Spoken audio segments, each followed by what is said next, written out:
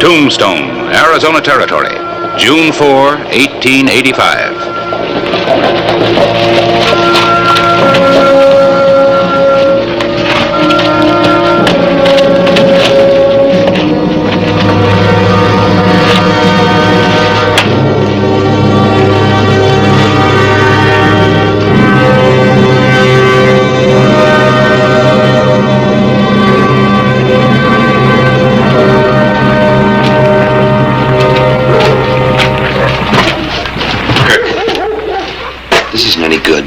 Can only cause you trouble. When I make trouble, it's usually for the other fellow. You've been my partner long enough to know that, Monty. Kirk, if you'd only use your head. Walk like a man. Be one.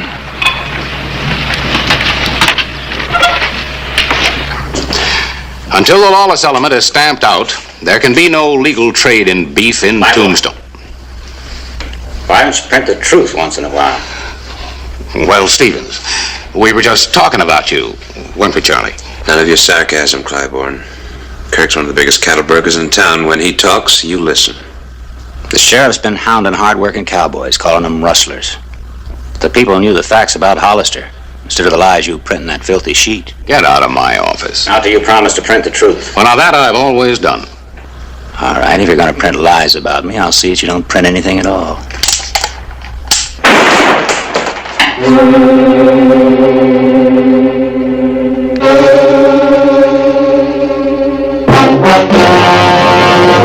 An actual account from the pages of my newspaper, the Tombstone Epitaph. This is the way it happened, in the town too tough to die.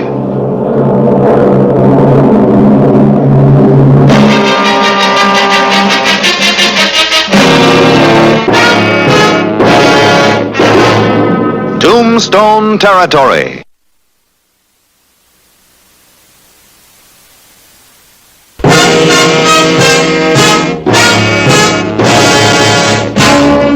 On that morning of June 4, 1885, it looked as if the publication of the epitaph was coming to a violent halt. Monty, get the boys and tear the place apart. I have a better way.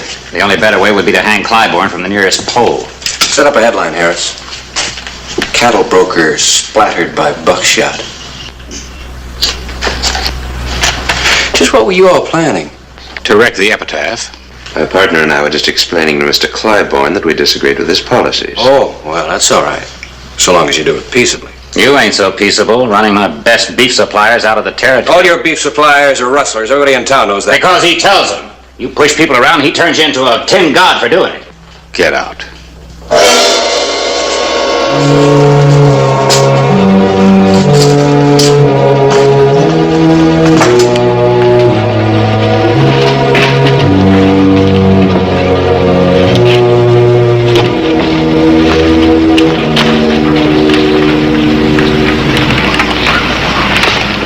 I'll get those two. Trouble with you is you can't forget your past. My past? At least I didn't spend all my time in all the saloons back east. Kirk, you're going at this all wrong. I know all about fighting newspapers. I used to work for one. You, a newspaper man?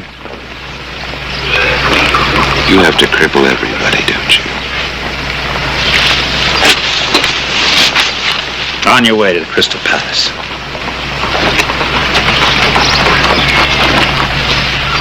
Newspaper man?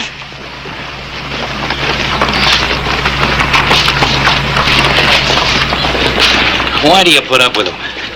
He's not like you and me, Jeb. He's got education. If that's what education does to you, I'm glad I don't have none.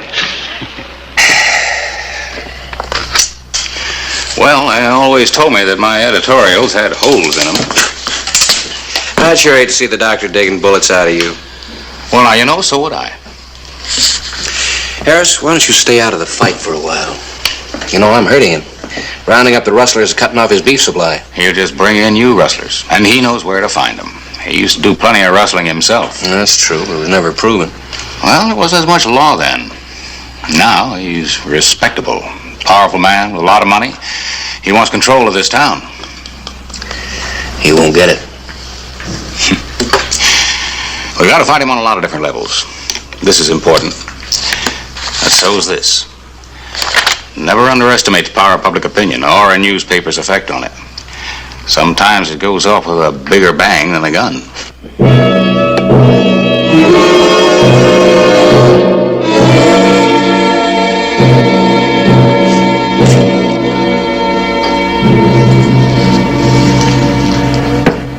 You really don't know very much about me, do you, Kirk? Oh, what's there to know, Monty? How many quarts a day you can put away?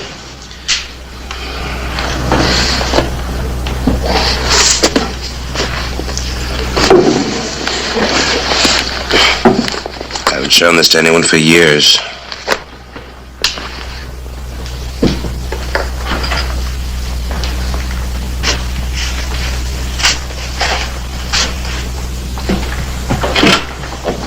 Montague Davis. So you did work on a newspaper. Managing editor of the Baltimore Observer. How long? Nearly 2 years. Oh, what happened? Well, Never mind, you don't have to tell me. after Baltimore, I tried Chicago. And I sort of lost interest. That's when I started to speculate in the cattle market. Lucky thing for both of us. Kirk, I want to get back into the newspaper business. What? Oh, we got the sweetest setup in the whole world. Get rid of the sheriff and the epitaph, we'll run the town. The politicians back east have a rule. Don't fight a newspaper unless you own a newspaper. You can own one, Kirk. Newspaper? Sure. And I can run it for you. You can control public opinion, have anything you want. Get rid of Hollister, you can become mayor. How come after all these years you got the itch again? Each of us has to try to be a man in his own way. If you say so, Kirk, I'll start ordering the stuff. We'll call the paper the Bugle. It'll sound taps for the epitaph and the sheriff. Maybe.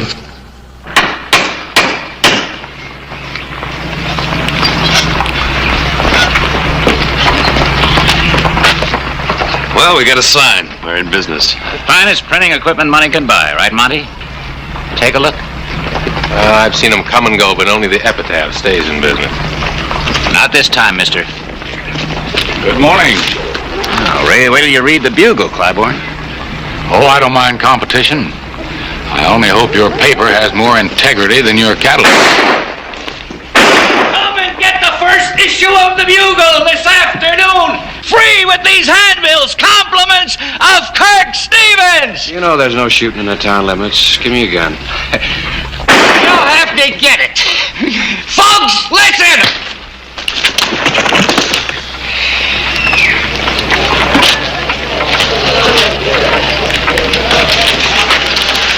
You'll be all right in a little while.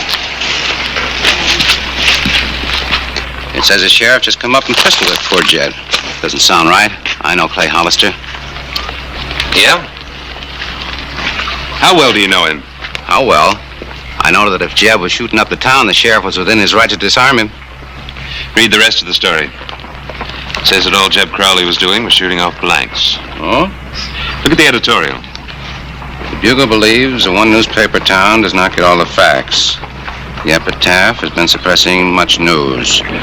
Now Tombstone will know the whole truth. Well, you got a point there. The epitaph's been doing real good. But if we had two newspapers, I suppose they could keep tabs on one another. I'd like to sell you an ad in the next issue of the Bugle. Well, I'm spending all I can afford now on the epitaph. Well, you're paying $10 for your ad in the epitaph. I'll give you the same space for $7. Yeah? Well, I'll give you a try.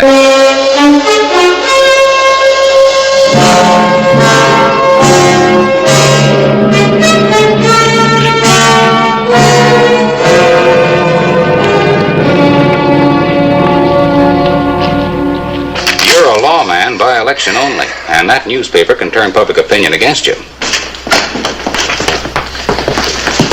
Clay, this is Todd Murphy. Met him up at the OK Corral. He needs some help. What kind of help? Had 20 head of cattle stolen. How'd that happen? I was driving some strays to catch up with the main bunch. 2 men jumped me, knocked me cold. When I woke up, no cattle. Where was it? About 5-6 miles out of town. You show us, huh?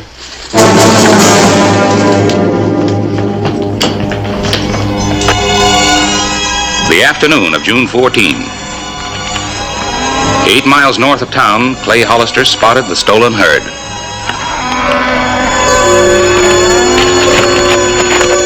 And the rustlers spotted him.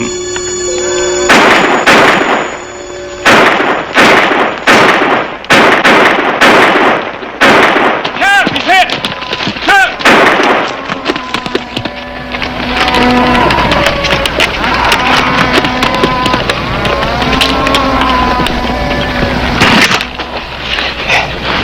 Here, Jimmy. Let me see that shoulder. Is he hurt bad? Painful. Bullet went clear through. Jimmy, if we catch your horse, you think you can make it back to town alone? Sure. How far north do you figure the main herd is? About a couple hours ride. I better ride along with you, make sure those boys don't try again. Come on, old buddy. Can't you shoot straight?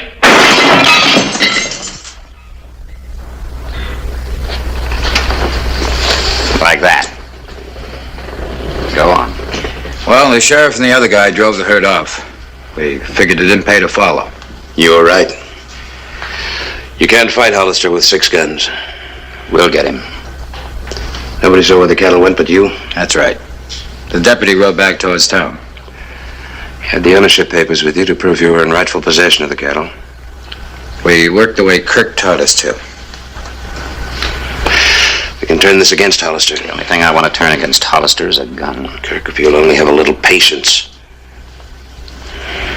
Stick around, boys. I may have a job for you.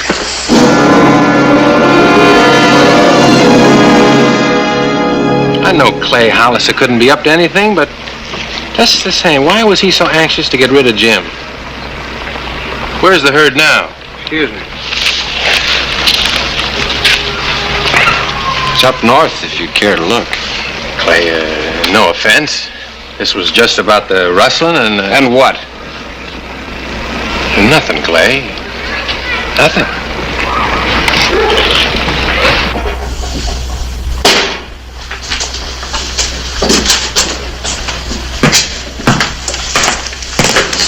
Gentlemen,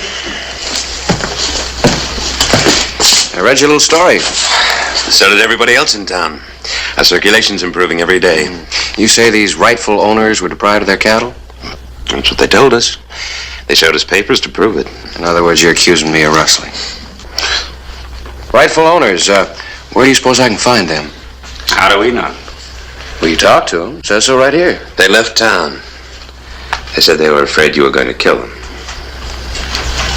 You got all the answers, haven't you? When you lie real good. Watch that gun here. Kirk. Hollister, when are you going to learn?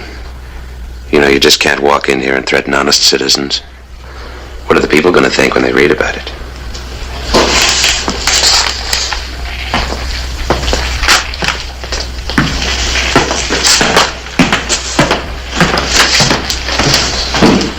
If it weren't for you, he'd be lying dead right there. We're killing him with words. Seen this? Mm-hmm.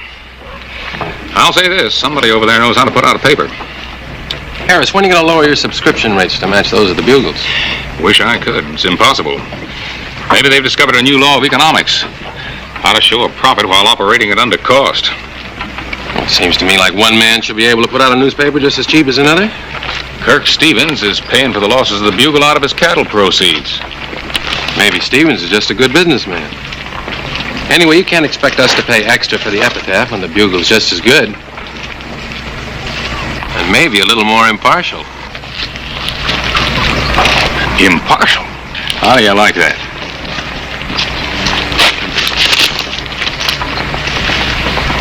Things are getting rougher, Harris. Yeah. Come in. What do you want to see me about? Got a piece of news for you. Not for publication. Biggest deal I've ever made. 5,000 head are being brought across the border. I made arrangements to buy them for $1 a head. I'll get in touch with McHenry in Chicago. Probably be able to get $10 a head for him. Well, there's only one trouble. McHenry never buys stolen cattle. Our Customers never know where the beef comes from. Well, suppose the epitaph started digging into the deal. You got to put them out of circulation. Now. I wish we could. We're beating them, but it's going to take time. We've got no time. Kirk, I hope you're not going to do anything that's going to get us into trouble. Look, we own the Bugle, don't we? Whatever happens to the epitaph, we report in our own way. I'll be down later on in the newspaper to give you the story. All right, Kirk.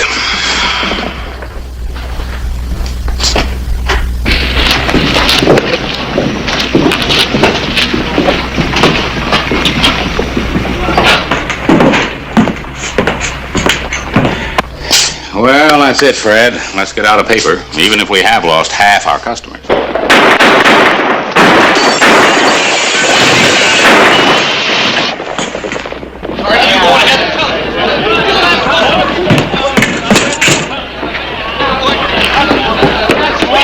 Craig! They hit Fred!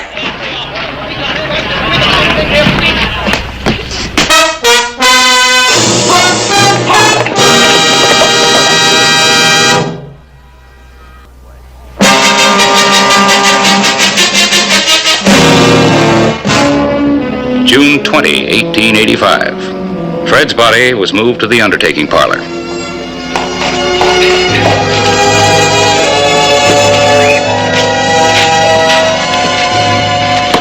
Unable to catch up with the gunman, Clay Hollister returned to find that our presses had been badly damaged. Hear the news? No epitaph today. Sure, I heard about it. I've already written it up.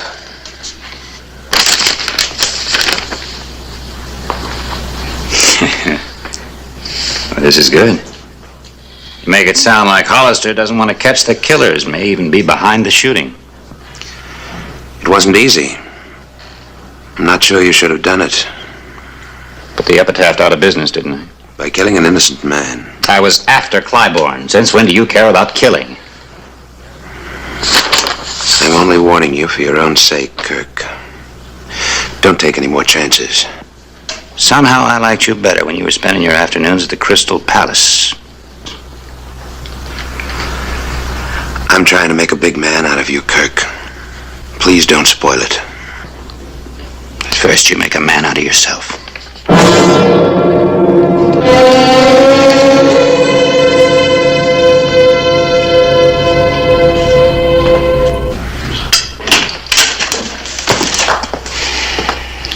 Clay, you've just got to face up to what people are saying.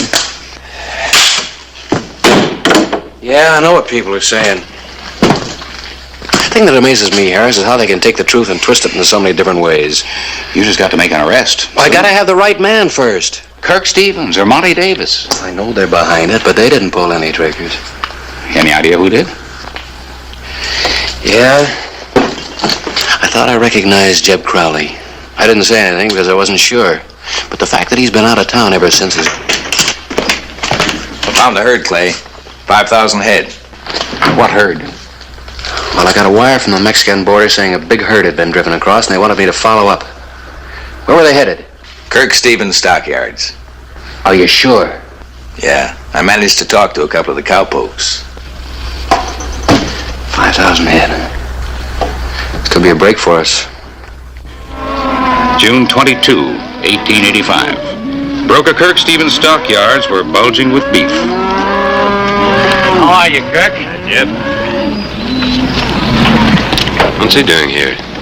I'll never handle a big deal yet without old Jeb, right, Jeb? Right, boss. Been together a long time. Well, we got work to do. I think you're asking for trouble. Suppose the sheriff connects him with the shooting. Old Jeb can take care of himself. I think you're taking Hollister too lightly. I'm not the one that's taking him light. You think he can be beaten with words. I don't. Jeb. Where you been the last couple of days? Driving cattle? My deputy scouted this herd. You weren't with him. What about the other two, Jim? Them neither. He's just got bad eyes. What do you think of my eyesight?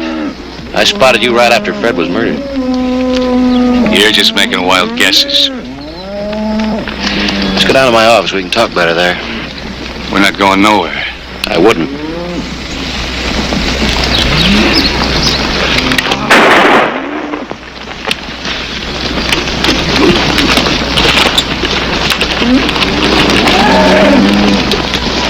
He's still alive.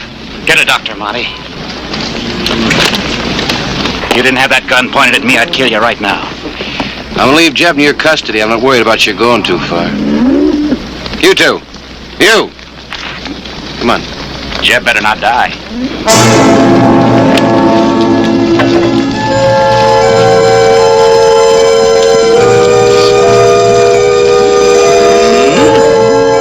Noon, June 22. We worked desperately to get the press running so the Epitaph could tell the true story of the shooting at the stockyards. The Bugle hit the streets first. And so, people of Tombstone, how many more shootings will we let our gunslinging sheriff get away with?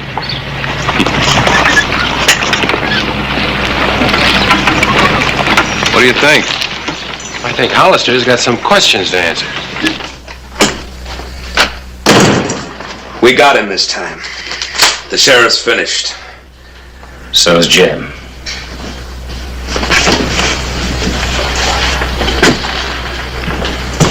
What are you gonna do? He was one of my boys. The people will take care of Hollister. They'll throw him out of office. Kirk, you go after Hollister now and you're gonna ruin everything. Everything the Bugle and I have done for you.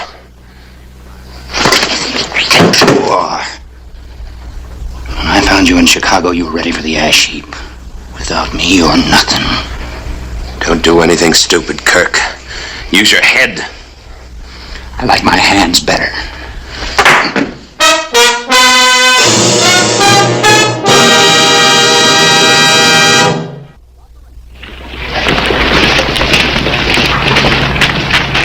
Hollister? We want to talk to you.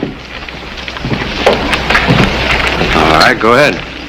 The shooting of Jeb Crowley is being investigated by the coroner. Yeah, that's the way it ought to be. Will you step aside till after the investigation? What kind of an investigation will that be? There are no witnesses except Kirk Stevens' men and Clay's deputy.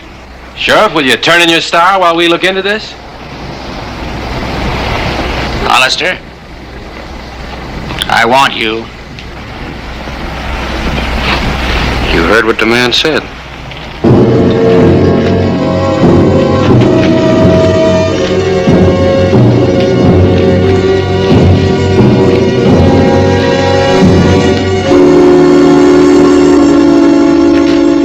You killed one of my boys. That's right. You drew on me. And you're a liar.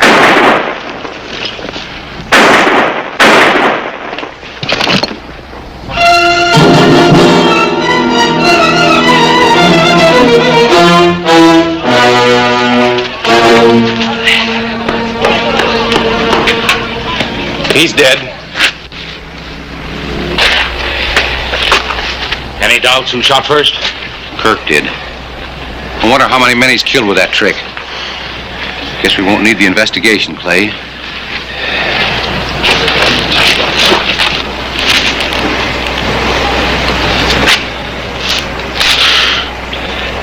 And he wanted to own the town.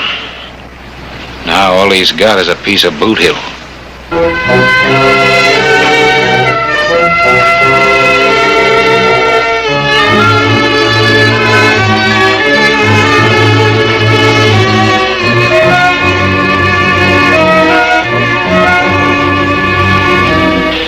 Well, I guess the Bugle won't be out tomorrow.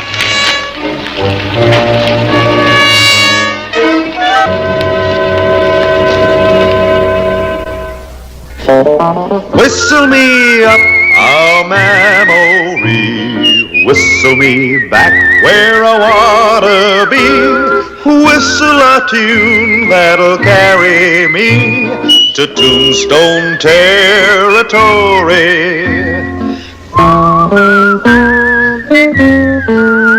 If your past has run afoul of the law, it's a handy place to be.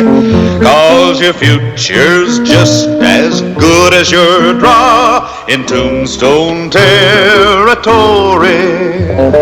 Whistle me up a memory, whistle me back where I wanna be. Whistle a tune that'll carry me to Tombstone territory.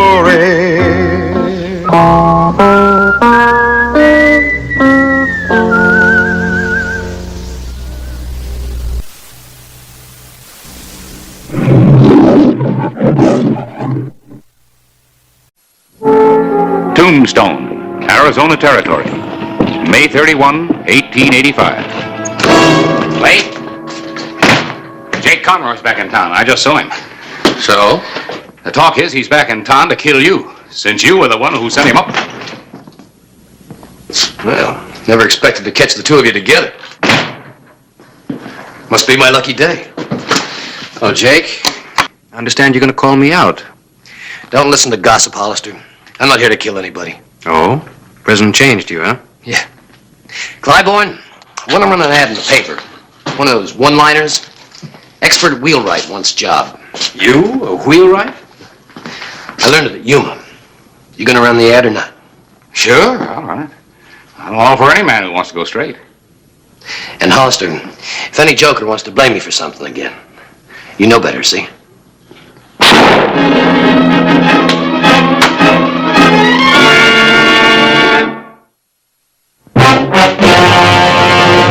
An actual account from the pages of my newspaper, the Tombstone Epitaph. This is the way it happened, in the town too tough to die. Tombstone Territory.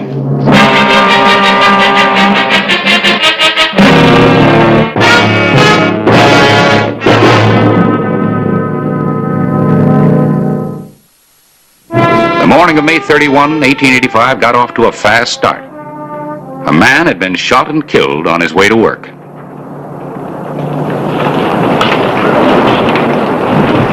Find anything? Yeah, just that Bert was on his way to work. The killer waited for him to get by and then shot him.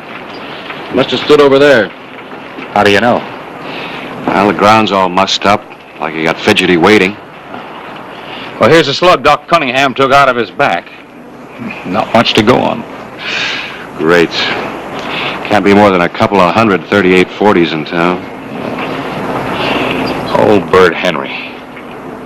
Who'd want to kill him? Maybe Harry Dunbar can give us something to go on.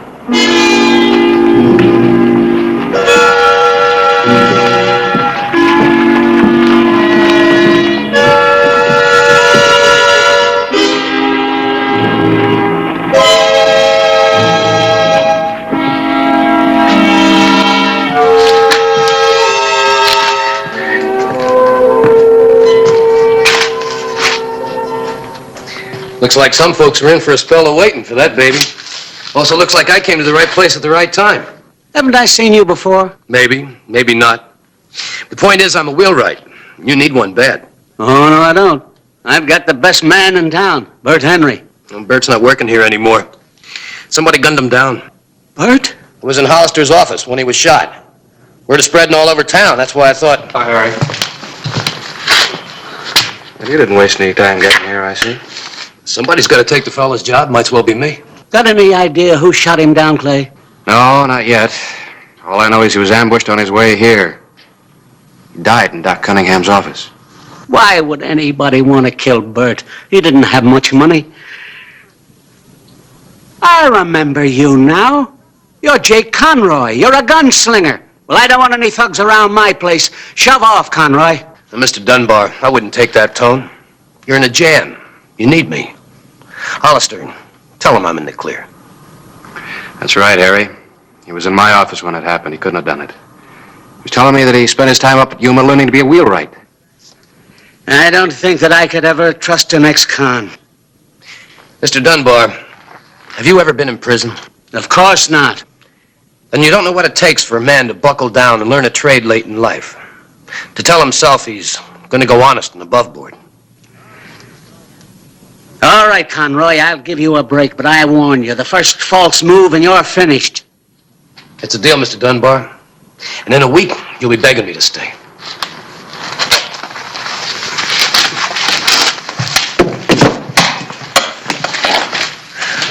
Let's see here.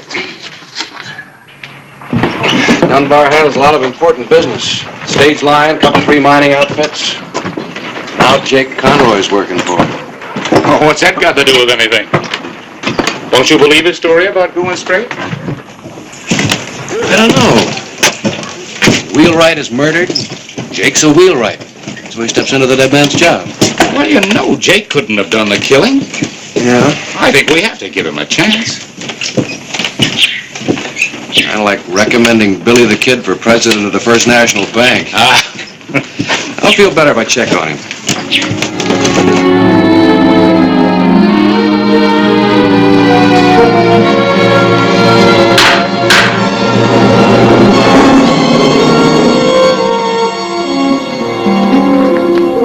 Don't seem more up to me. Looks like a fair to middling job. What do you want? George West been in? The West Consolidated Mining Company? What about him? When he comes to town, he leaves his buggy here. Saw him on Allen Street. Know a thing about it. Well, you work here. You know the customers. I'm not in the habit of giving information to strangers. Now get out of here. Come on. What's the trouble? Get out. What was it, Jake? Just a bum asking questions. I didn't like his looks, gunslinger type. Look, told you I'd have her finished by quitting time.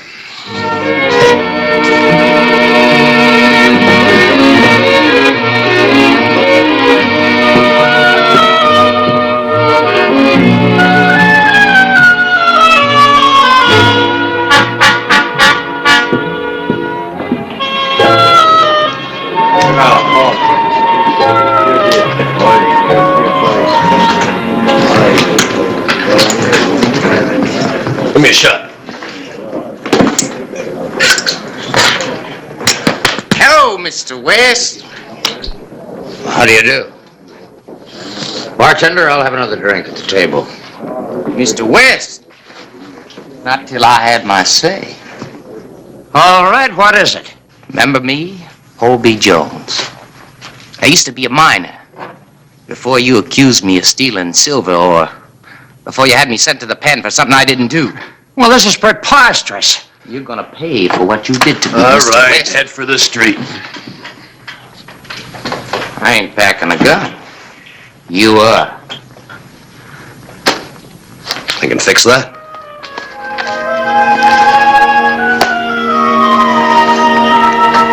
Now, are you gonna go out in the street? I ought to break you in two. But I'm a peaceable man. I'm giving you one last chance to go out in the street. You ought to break me in two, but you're yellow. Somebody better go to the sheriff. Yeah, let Hollister pick up the pieces.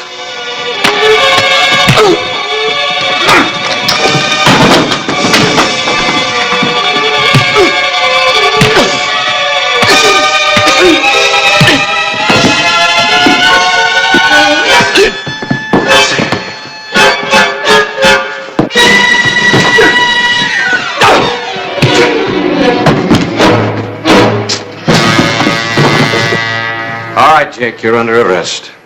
What for? I didn't do anything. He started it. I had to protect himself. Don't give me that. Let's go. Just a moment, Sheriff. He's right. That man mistook me for somebody else. He accosted me. This man stepped in on my behalf. Thanks, Mr. West. Thanks. I got in trouble a few years ago. You know how lawmen are. Once they get you pegged, they hate to see you come unpegged.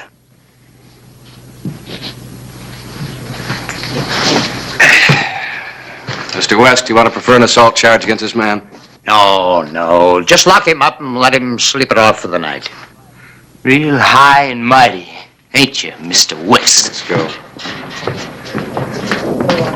Good man, Hollister.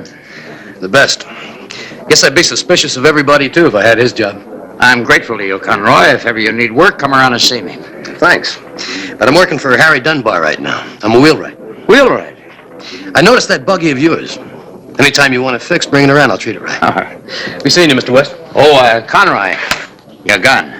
No, thank you. Don't know why I wear it. I guess we've got to protect ourselves in Tombstone. We found that out. We did find it out. Thank you.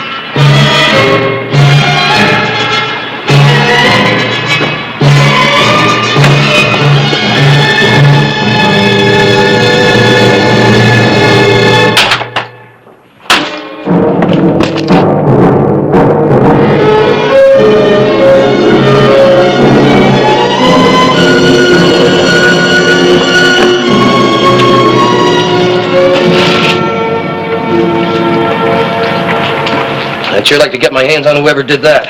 You better report it to Hollister. I intend to. First, I have to be sure if you can repair it. I gotta make it like new. It'll take a while. Now, how long? For the rest of the day if I rush. I have a payroll I have to get out to the mine. And Dunbar can lend you a rig for that. And then when yours is fixed, I can return it and pick up the other buggy. Fine. Fine. That's real service. My pleasure. Now let me handle this and you go get Hollister. Maybe he can nail that vandal. Right.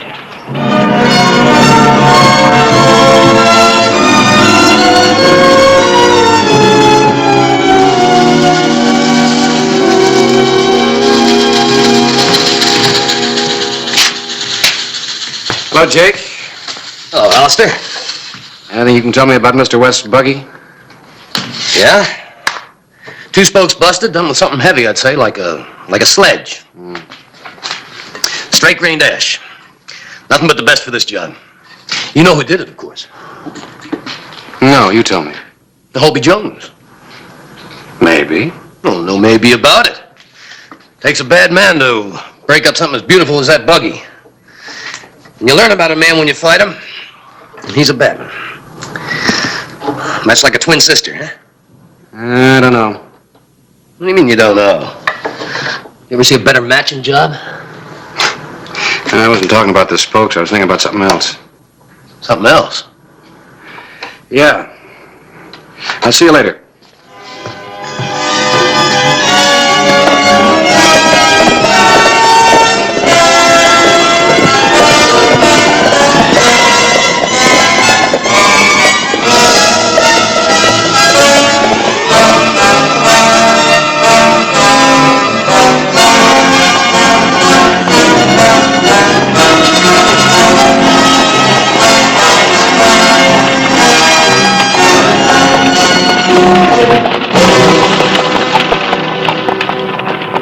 Save the leather, hop in. It's about time. You come by way of Tucson? Not there, on the floor.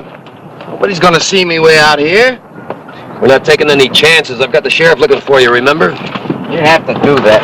You have to tell him I was the one who busted West's buggy. Lie down. All the way.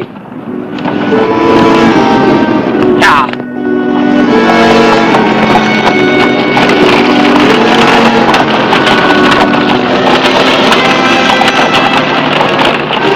Boy, this is sure a sweet running chariot. Just another buggy. You ought to be glad everything's running so smooth. It ain't a bit smooth down here. Oh, just think of Mexico. Wine, women, and money. We'll be living like a couple of caballeros. I still got lumps from that fight. I've had the dirty end of this job all the way. That's because you're not educated. You should take up a trade like me.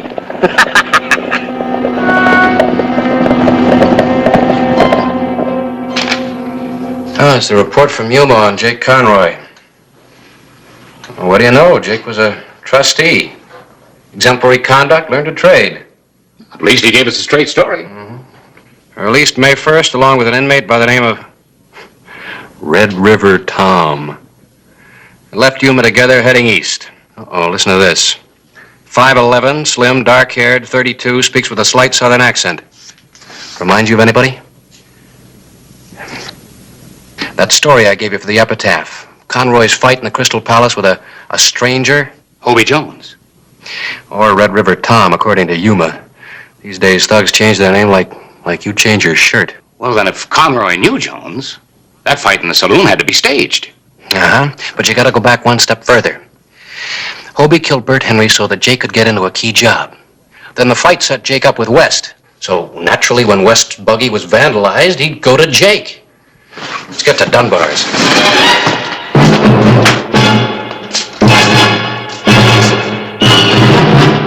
Harry, where's Jake?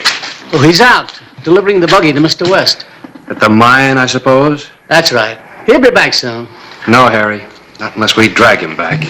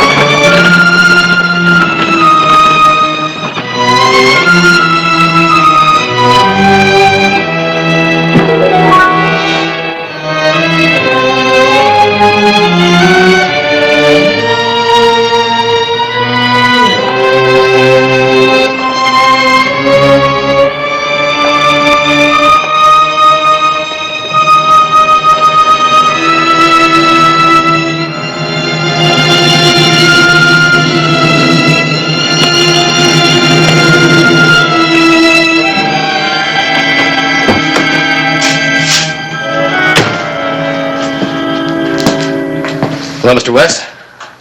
Brought your buggy back. It's fine. Fine. Finished early, didn't you? Had to. Got traveling to do.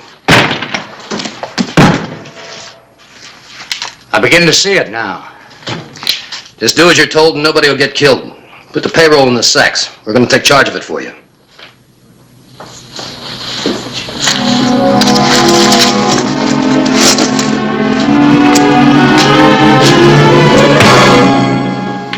That wasn't necessary. Yes, it was. Truss him up, Hobie.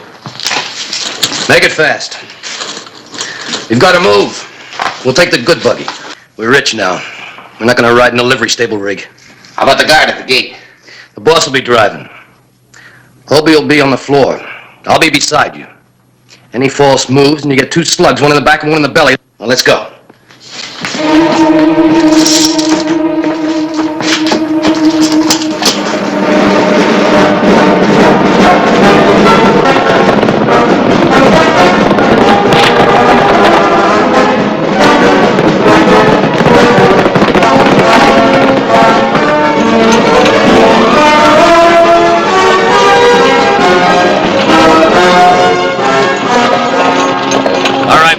You can pull up right here. Someday they're going to catch up with you. If I have my say, you'll hang. Pull up, I said. Oh! Up! Now go on, get down. So you can put a bullet in my back. What's a murder charge against him? Get down.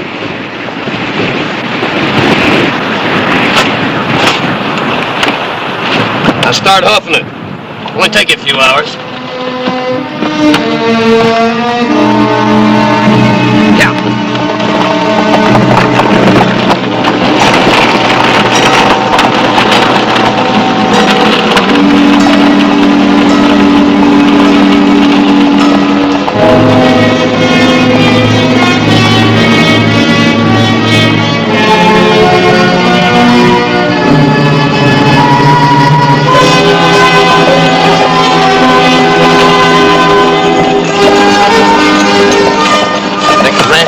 We better trade this trap for a pair of fast horses. Get rid of this fine buggy? Not a chance. Running out of road. Look, I know what I'm doing. Once I drove a herd down this trail, clear to Mexico. When guard gets to town, Hollister will be aboard the fastest horse he can find. Look, who planned this? You did? Everything's gone fine so far, huh? Yeah. All right, then.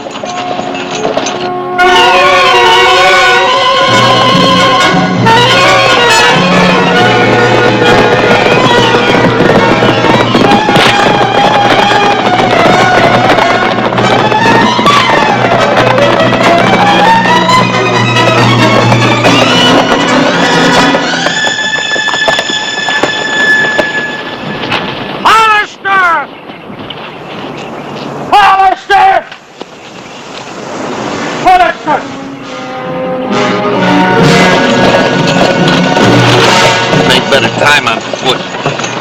Get out and walk then. Hollister will be gaining on us. Look, we got a long lead. Hollister can't sprout wings.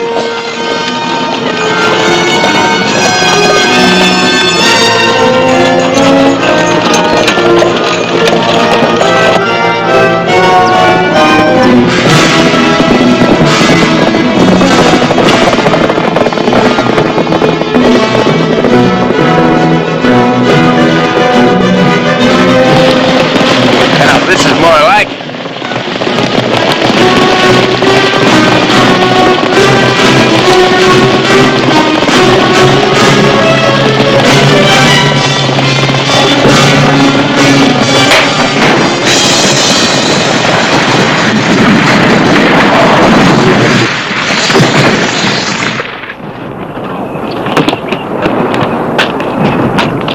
That's the one you were supposed to fix.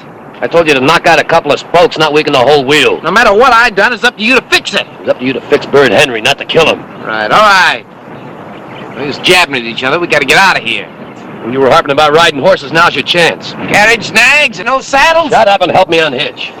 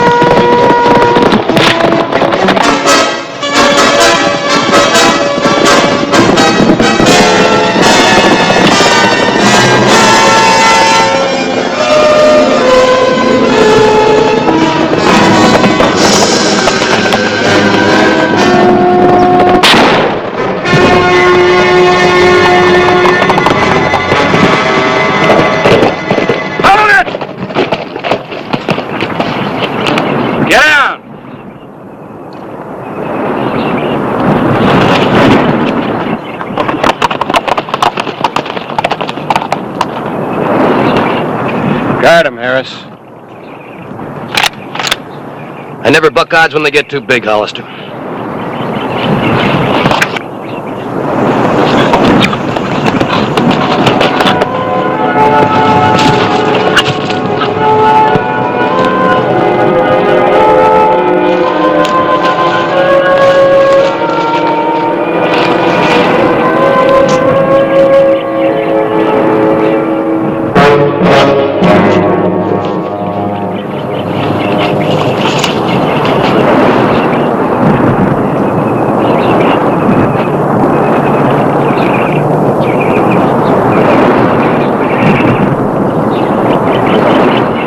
Dead.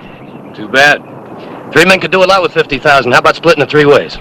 You never make it come out even that way, Jake. Harris, get his gun.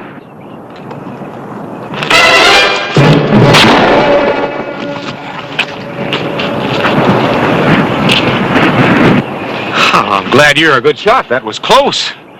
Close for Jake. If I'd had more of a target, we'd have had another dead wheelwright.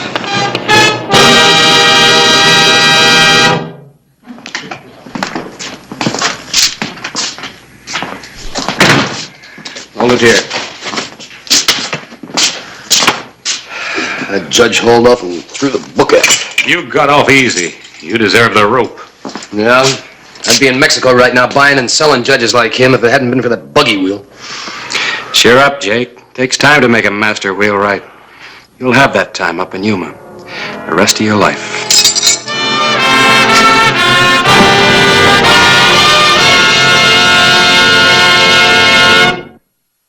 Whistle me up a memory, whistle me back where I wanna be. Whistle a tune that'll carry me to Tombstone territory. If your past has run afoul of the law, it's a handy place to be. 'Cause your future's just as good as your draw in Tombstone territory. Whistle me up a memory, whistle me back where I wanna be, to Tombstone territory.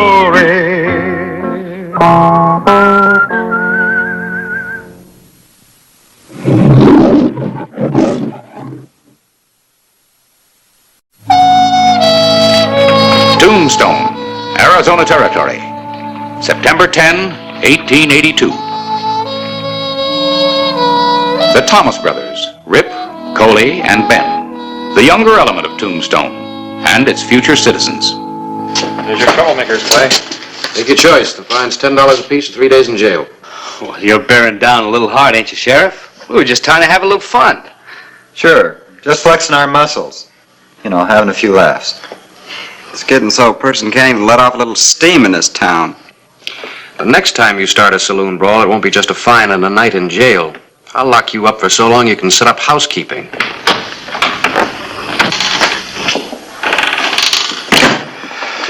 It's about time. Well, I didn't know you were in jail until this morning. All right, pay the man. Let's get out of here. I'm sorry about my brother, Sheriff. How much is their fine? $10 apiece, Miss Thomas. They won't listen to me, so I'm going to tell you. Maybe you can talk some sense into them. Well, they'll listen to me, and they better. They've got to grow up and start acting their age. We can do without the lectures. That goes for you too, Hollister. Because if they don't, they're going to wind up killing somebody or getting killed themselves.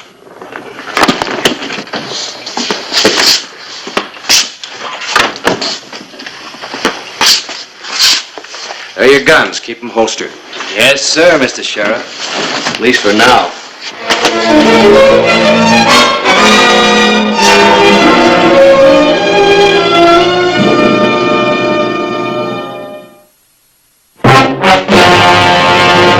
An actual account from the pages of my newspaper, the Tombstone Epitaph.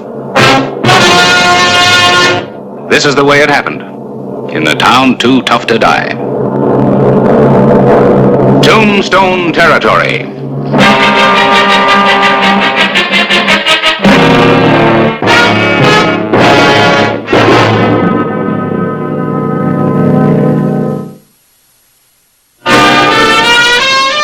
The Thomas brothers were important to Tombstone. They were the future of the town. And the way things had been going lately, Sheriff Clay Hollister had good reason to be concerned about them.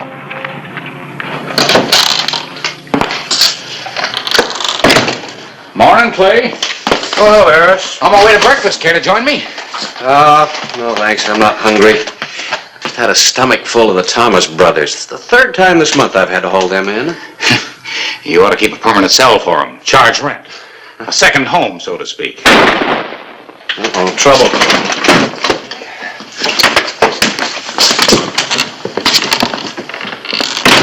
Anybody else got ideas? Cowboy, you just bit off more than you can swallow. Hold it.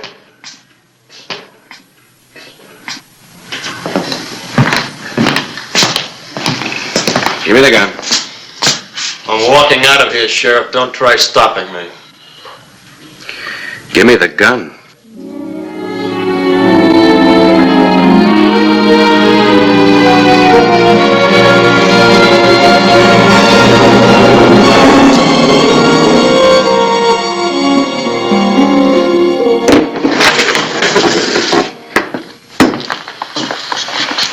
Now, suppose you tell me what happened. We were just trying to have a little fun when all of a sudden he got mad. He shot Ben before we knew what was happening. How about hearing my side of it, Sheriff? That is, if you're interested. I'm interested. Let's go.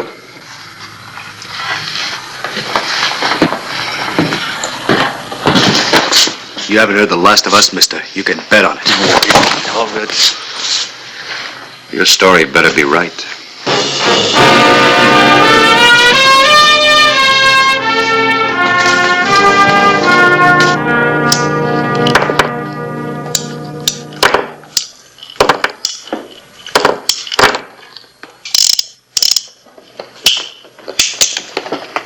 You settled down enough yet to start talking? I didn't ride into this town looking for trouble, Sheriff. All I wanted was a job. I warned them twice to leave me alone, but no, they had to keep calling me a saddle bum and a drifter. Got a lot of laughs out of everybody. Then, accidentally, on purpose, one of them spilled his drink on me. So you repaid the compliment by shooting him? Talking doesn't get through to some people, Sheriff. They have to be shown. Well, that little demonstration may get you a term in jail. You ever had trouble with the law before? You mean locked up? No. Well, I'm sorry to spoil your record. Let's go.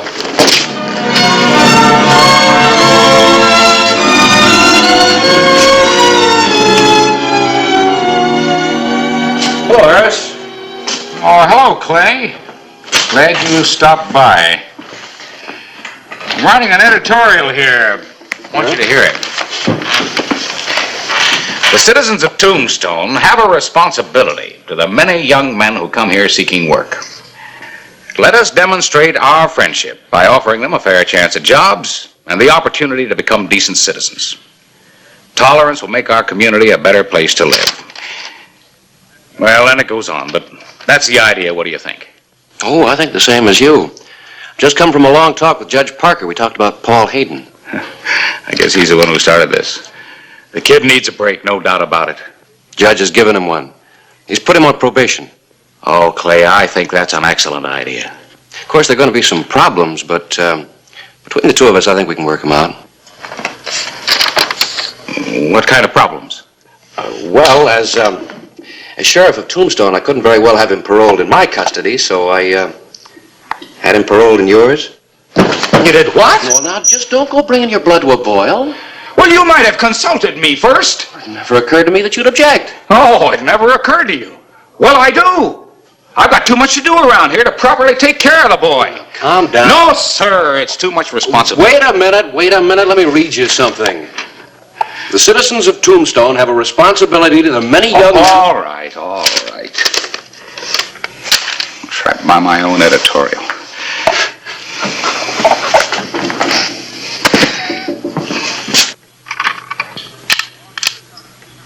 Paul, you better start a new paragraph here. Well, hello, Karen. This is a pleasant surprise. Hello, Mr. Claiborne. I was just passing by and remembered I hadn't renewed my subscription to the paper. Oh, shucks. I thought perhaps this was a personal call. Oh, excuse me, Paul. Having such an attractive young lady in the office almost made me forget my manners. Miss Karen Thomas, this is my new assistant, Paul Hayden. Pleased to meet you, Miss Thomas. Hello. Well, I better pay you and run along. I don't want to be late for the bank. If you have a moment, I'll write you out a receipt for this. Oh, that won't be necessary, Mr. Claiborne. Nice to have met you, Mr. Hayden. Pleasure. Karen, wait a minute. I just remembered I have some business at the bank myself. Paul, would you take this over and get me some change for it? How do you want it? I don't care. Nickels, dimes, quarters. No reason for you to walk to the bank alone.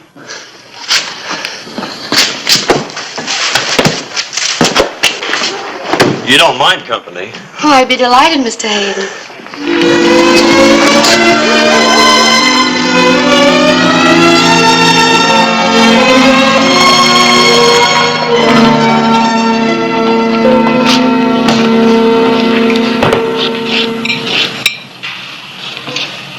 Hey, Paul.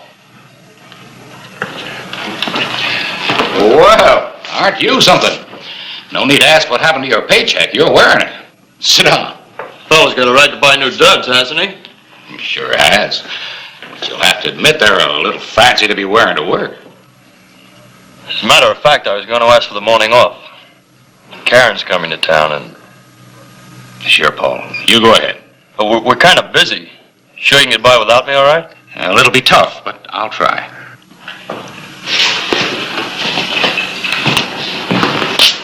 Well, now, look who's just leaving. Well, just the man I've been looking for. It's time we settle with this drifter. Nice-looking hat. Mind if I look it over for a while? I've been thinking about getting me a new hat. Fitting that over swelled head of yours is going to be a job. Let's have the hat back. Sure, drifter.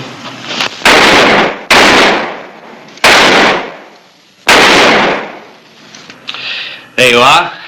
Put a few air holes in it for you. I'm not wearing a gun or I'd give you something to shoot at. Now, you wanted a gun? There it is. Leave it, Paul. He's on probation. He can't do any fighting. But I can. Well, it's all right with me if you want to stick your nose in this.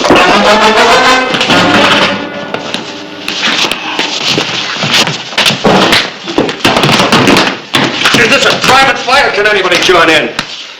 All right, what's going on? Never mind, Clay. There's no real harm done. That's right. The drifter here is on probation. Don't want him getting into trouble. You want to prefer charges, Harris? I'll lock him up right now. No.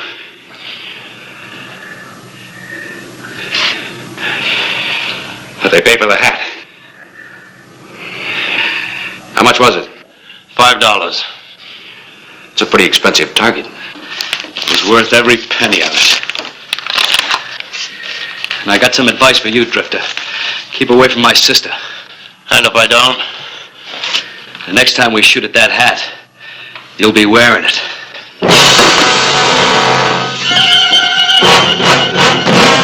You should let me lock him up, Harris. Why? It's never done any good before. A couple of days in jail isn't going to teach them anything. They bother me again, I'll start their education. And I'll finish it, too. No, you won't, Paul. You do that and I'll finish it by jailing all of you.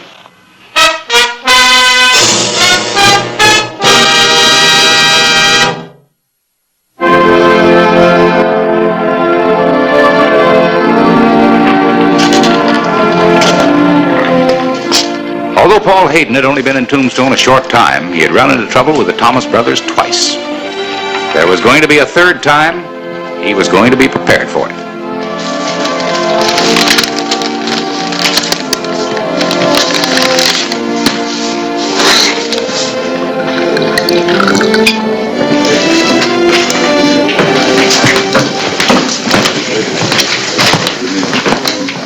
Oh, Paul?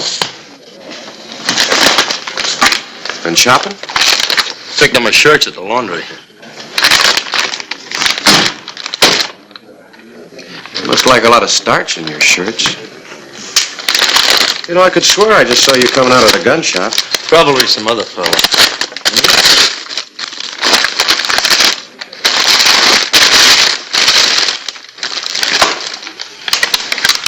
Interesting looking laundry. The way I look at it, wearing a gun's part of being dressed. Probation law doesn't agree with you. It says you can't carry a gun or leave town. Does it say what I'm supposed to do about Rip Thomas and his brothers? No, but I can tell you. Grin and bear it. Yeah. They're not pushing you around. Would you rather serve out your sentence in jail? Look, Paul, you got a good job and you met a nice girl. Could be worse. I'll keep out of trouble. All right. And you won't need this. Take it back, get you a refund.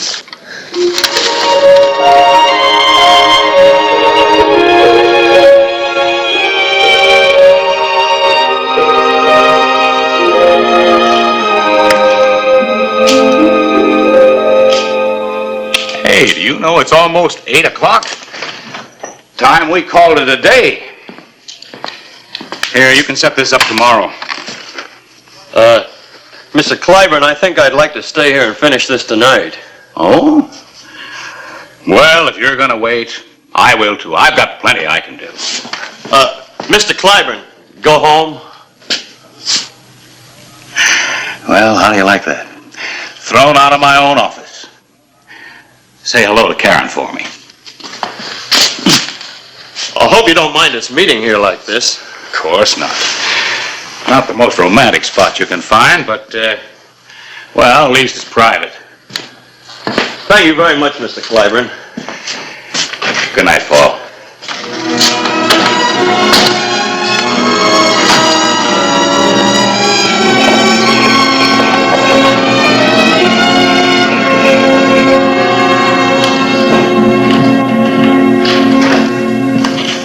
Get the shades, Ben. Well, you look surprised, Drifter. Maybe you were expecting someone else. We told you to stay away from Karen, but you don't hear too good, do you? Not when you talk. Well, by the time we're through, maybe you'll learn to listen a lot better.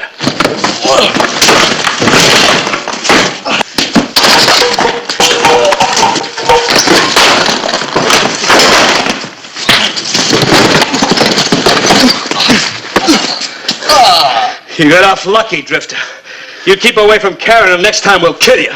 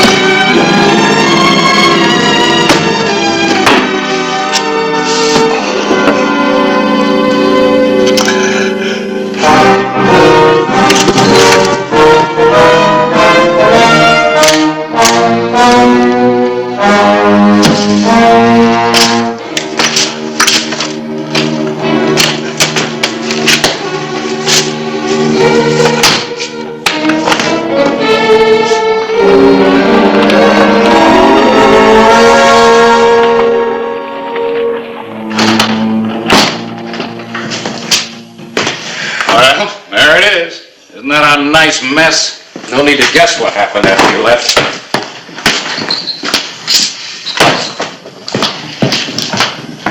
I checked Paul's rooming house. He wasn't there. And his horse is missing from the livery stable. If he's left town, he's in trouble. The boy would have been just fine if Rip and his brothers had left him alone. I'll take care of them later. Right now, I'm more concerned about Paul. Harris, where do you keep your rifle? Here.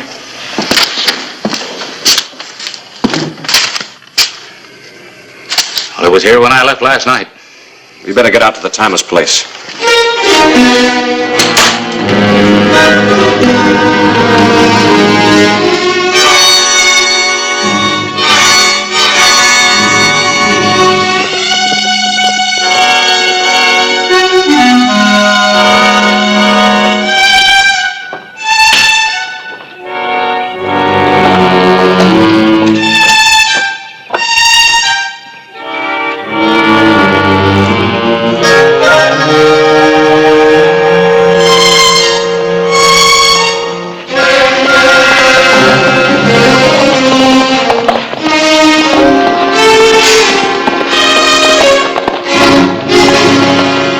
We're just going in town after you, Hollister. Glad you showed up.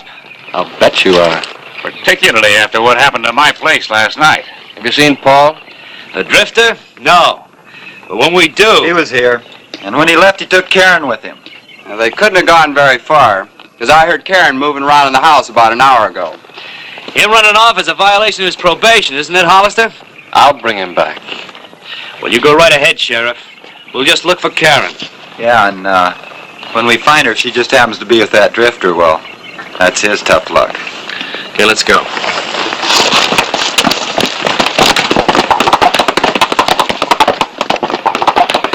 We got some ground to cover.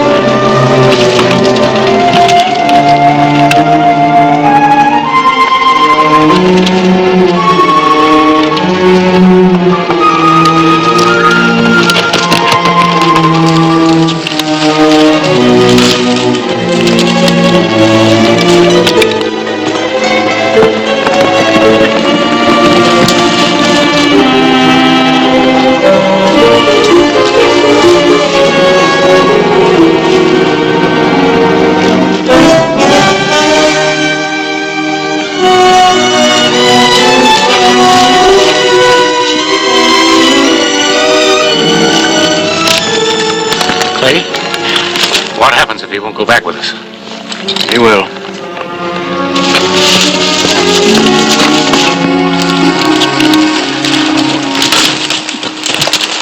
Nice day for a ride. Sure is, Sheriff. And we're going to keep right on enjoying it. Paul, we've come to take you back to town. Sorry to disappoint you, Sheriff, but Karen and I are moving on. Easy, boy. We're out here to help you. You're a little late. I don't think so. You said all you wanted was a decent break. Well, you got it. And the first time things got a little bit rough, you turned tail and ran.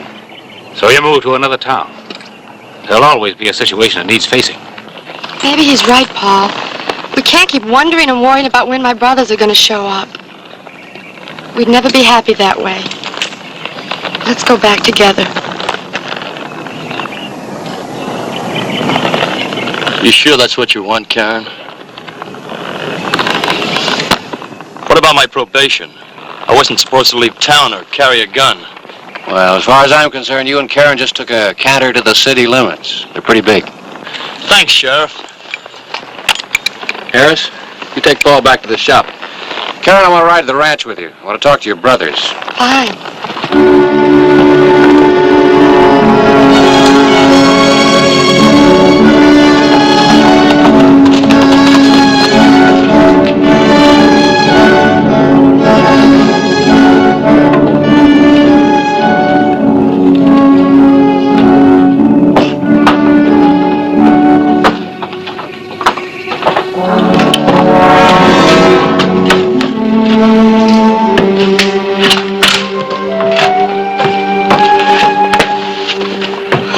Be awfully angry, Mr. Hollister.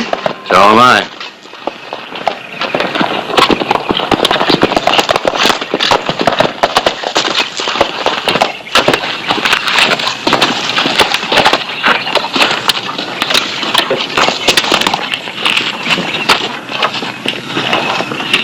You got some mighty fancy explaining to do. Wait until we get our hands on that drifter. Look, Karen's back and there's no harm done. Keep out of this, Hollister. This is a family affair. That's right. Just because you're wearing a badge doesn't give you the right to keep sticking your nose into our business. I say it's a good thing he has it on. It gives him protection. Well, I can always take it off. It's about time somebody taught you three to grow up. Since nobody else has offered to do the job, I'll volunteer. Hollister, beating you is going to be a pleasure.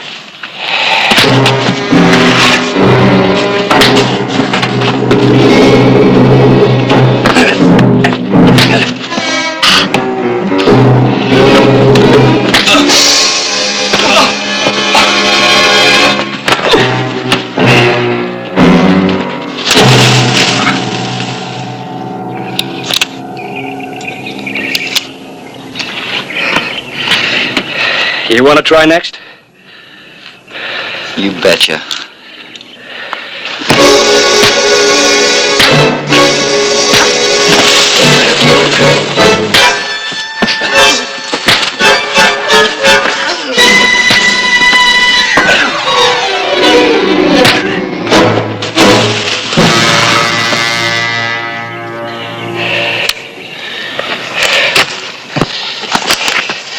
You still feel like fighting after your arm gets well, you know where to find me. I want you and your brothers in my office tomorrow morning at 10. Thanks.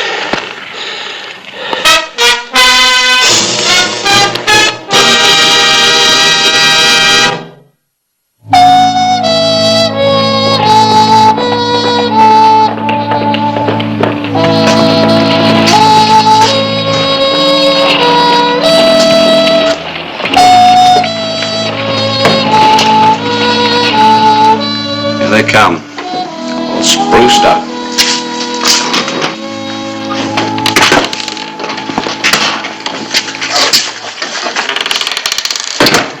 Well, you're right on time. I was going to lock all three of you up. Figured a jail term would do you good. Since the damages to the epitaph office have been paid and Paul here doesn't want to prefer charges, you're free to go. You mean you ain't gonna press charges? Sheriff Hollister kept me from going to jail, and I thought I should pass on the favor. Oh, don't just stand there looking foolish. Shake hands. I'd like to apologize. Mom, forget it. Me too. About time you showed some judgment. It must have been that licking you gave us. Sort of helped us grow up. Yeah, the hard way. Speaking of growing up, we all look a little older today.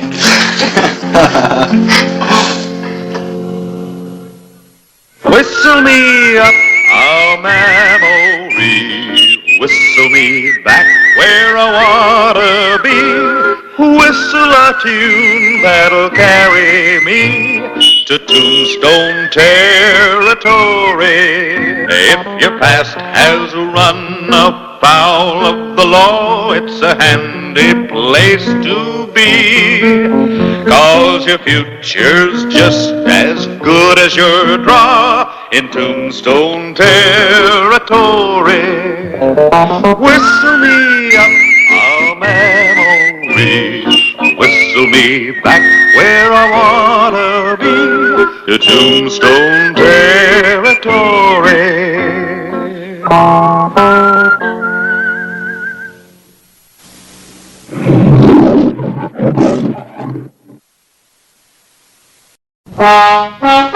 Tombstone, Arizona Territory, April 12, 1884. Come on back here, you cheapling!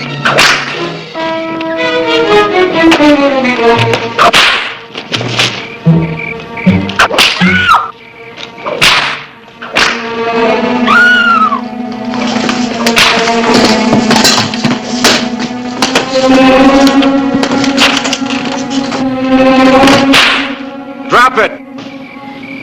It's all right, Sheriff. It's no trouble. Just gonna teach this teasing little filly a lesson. Why don't you just go on back to bed, huh? I said drop the whip.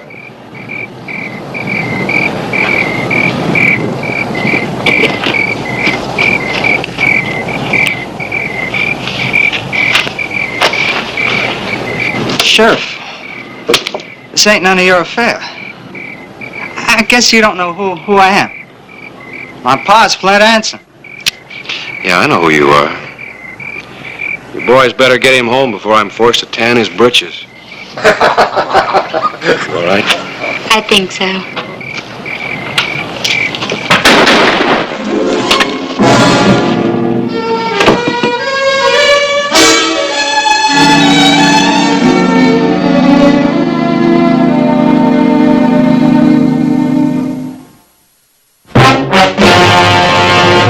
An actual account from the pages of my newspaper, the Tombstone Epitaph. This is the way it happened, in the town too tough to die. Tombstone Territory.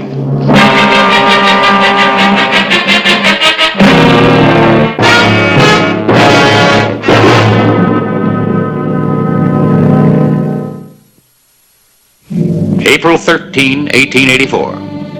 Wally Anson was dead. Sheriff Clay Hollister had killed him in self-defense. And as Flint Anson rode into town the next day, the town was alive with tension.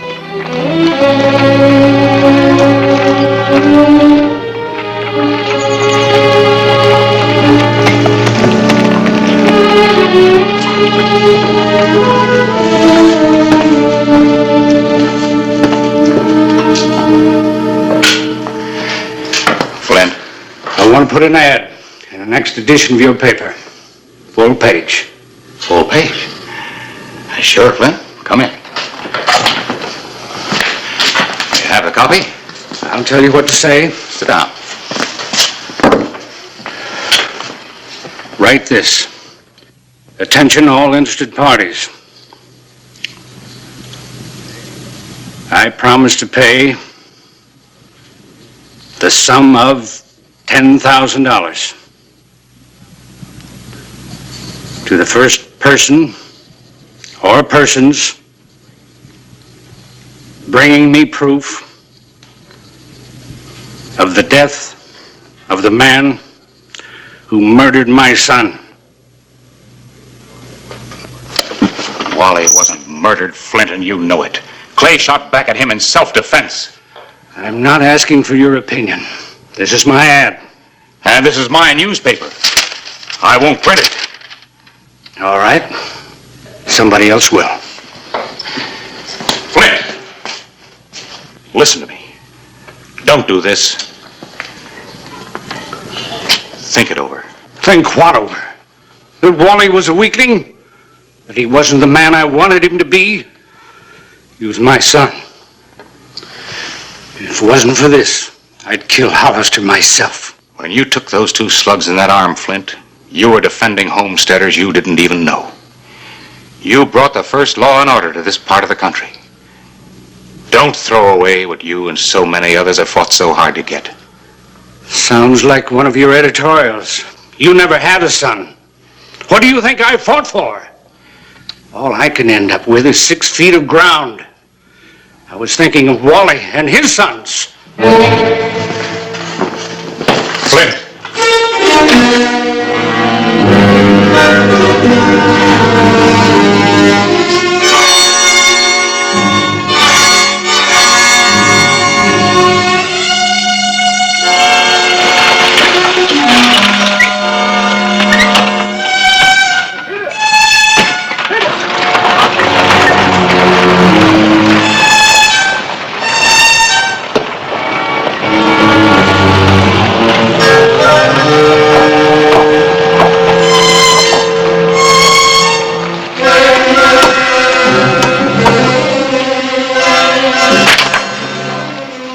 Going through that for, Mr. Clybourne? Where'd you get these, Willie? Stage was full of them. The driver dropped off a couple bundles with the mail. And then he gave me $2 and said I should push them up all over town. Well, didn't you read it? Yeah, but it's none of my business what it says. $2 isn't easy to come by. Hey, you can't do that. Give me those. What's going on? Flint didn't waste much time, did he? Great. Hey, you can't do that. Stop it. That's not going to help any, Harris. Well, he's not going to put these up in Tombstone. Mr. Clybourne has no right to stop me from putting them up. Does he, Sheriff? No, Willie, nobody has. You go right ahead. What are you trying to do, Harris? Keep progress? Progress? Yeah, $10,000. It's a lot more than most reward posters offer. Here you go, Willie. I wouldn't want you to run short. Ain't nothing personal in this. You understand, Sheriff? The driver gave me $2 to do a job. I gotta do it. Sure.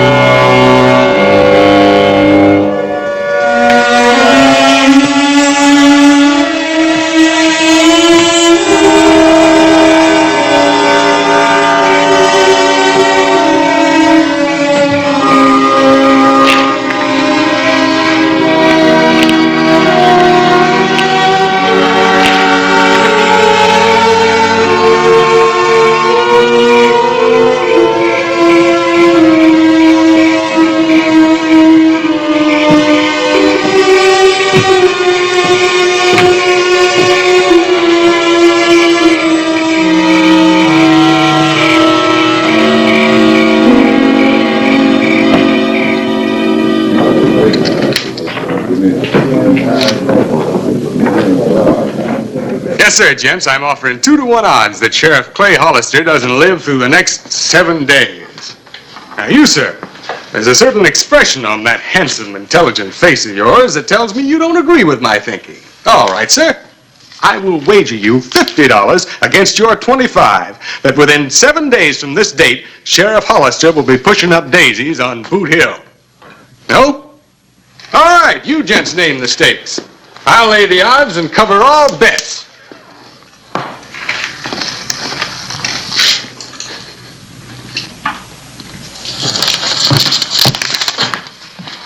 Evening, Sheriff. I was just saying to these gents... I know, mister. I heard. Nothing personal, Sheriff. I'm a gambler. I bet on anything. I'm getting fed up with this nothing personal talk. I tell you what, you're a gambler. Why don't you try for the big stake yourself? I don't know what you mean, Sheriff. Why fool around with this penny ante stuff? If you're so sure I'm going to be dead within a week, why not fix it so you can't lose? I'm no gunslinger, Sheriff.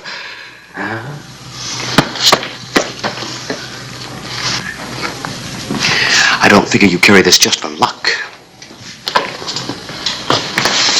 I tell you what I'm going to do. I'm going to turn my back and walk for that door. That'll give you 4, maybe 5 seconds where you can pick up that gun and shoot me. If you do, you'll earn yourself $10,000. Of course, I just might shoot back. Is that clear, mister?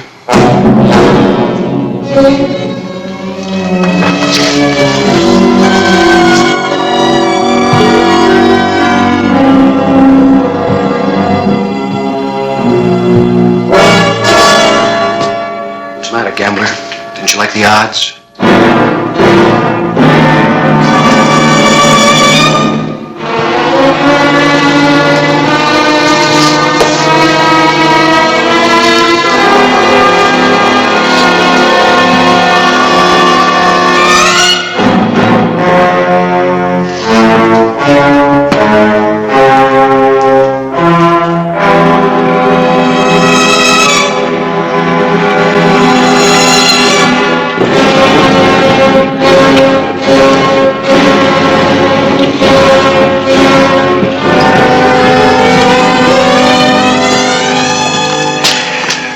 I got to admit it, Harris, I'm getting a little jumpy. Look, Clay, you can't handle this alone. The mayor's calling a meeting at his house tonight. He's asking for volunteers to help you, well, keep an eye on things. You mean a bodyguard? Well, I can guess who started the idea. Look, I appreciate it, Harris, but don't drag other people into it. It's my fight, just mine. Well, I don't see it that way. That stage is carrying those posters by the hundreds. The territory will be covered with them. Yeah. I figure by the end of the week, everybody who can squeeze a trigger and is looking for a fast dollar will be headed this way. That's right.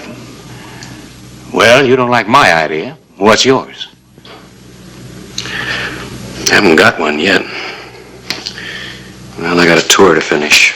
Oh, Clay, I think I'd like some air myself. Do you mind if I walk along with you? Yes, Harris, I do. One of them might be a bum shot. Nick you.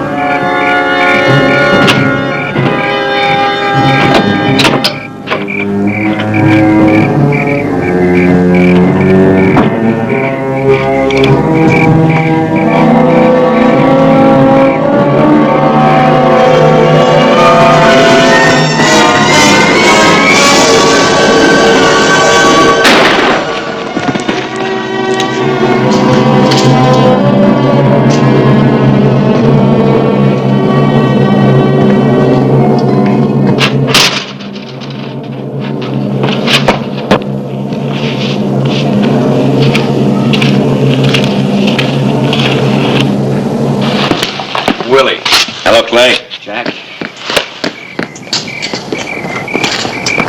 All right, Harris, I know him. The marshal from Globe, Jack Bolton. Clay, you ought to be careful letting kids like this play with a gun. A mighty sharp bead aimed right at the back of your head. Not much need to ask why, is there, Willie? Figure somebody's gonna kill you, Sheriff. I had nothing against you. But for that kind of money. Well, leastway, he's honest. What's there to laugh about, Bolton? He's still alive, ain't he? Lucky for me you came along when you did, Jack. Lucky nothing. That's the way I had a plan, Clay. You're the talk of the territory. Thought you might need the help of a brother Lawman. I got a great plan, so let's lock this hyena up and I'll tell you all about it.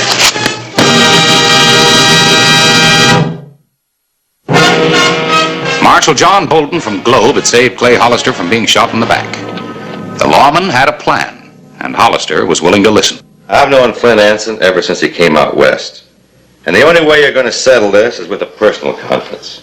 A showdown of words instead of a showdown of guns. Maybe so. At least it's better than sitting around waiting. That's right. That's why we catch old Flint by surprise. You going along too, Marshal? Yeah, like I said, I know Anson better than anybody. I can talk to him, and if he won't listen, and worse comes to worse, we always got a couple of law guns to back us up. Well, if that's the case, it seems to me it would be better to go up there with a real show of strength. I can get any number of men to ride out there with us. No, that's no good. You see, this way it's man to man, just Clay and Flint. I'm only going to go along just to try to get them together. I don't know, Clay. You'd be riding right into Flint's stronghold. You got a better plan? Well, maybe we can think of one. No, Harris, I think Jack's right. Personal showdown, one way or the other. That's right, son. Old Flint's eyes are going to pop right out of his head and we come riding up together. Let's go. I don't like it, Clay. I haven't liked it from the beginning.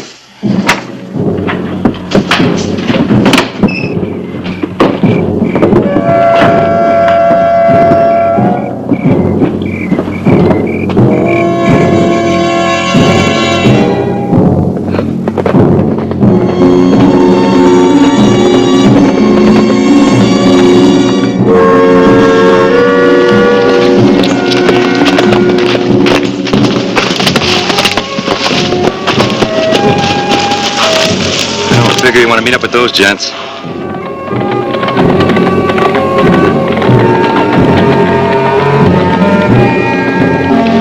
Bounty hunters. Yeah, just the beginning.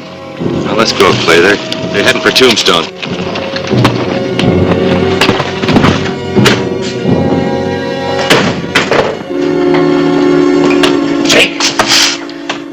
Jake? Wake up! Harris Claiborne, what are you doing here? Wake up, Jake. I want you to send a telegraph message. At this hour of the night? Who to? The mayor of Globe. Come on, Jake. Give me a chance to put my pants on, will you? This is more important than your pants. Now, you send this, and don't you go back to bed until you get an answer. You hear me? It says what I think it will. I've got a long ride ahead of me. I'll be back in a few minutes.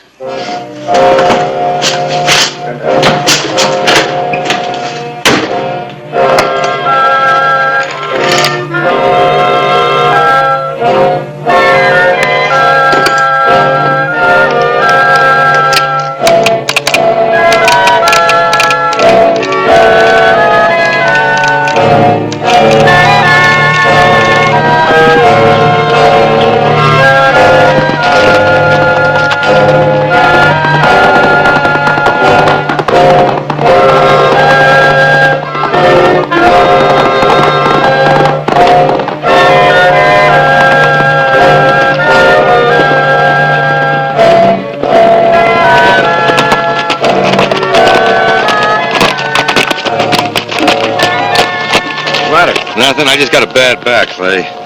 Not as young as I used to be. I've been riding pretty hard. What do you say we rest the horses? Sure, we got a few minutes. There's a stream over yonder. I'll water the horses down. If you want to build a fire, we'll have a spot of breakfast, all right? You call it your plan. Come on, boss.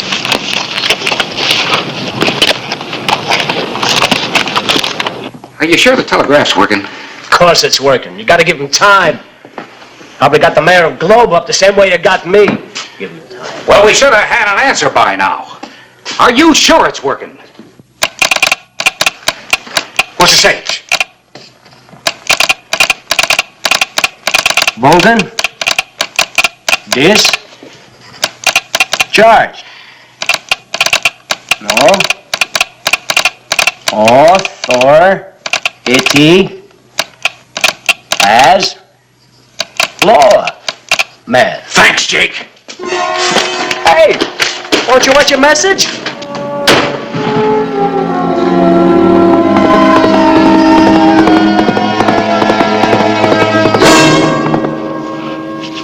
Don't move, boy. Unbuckle your gun belt and bring your hands up real high. You really do have a plan, don't you?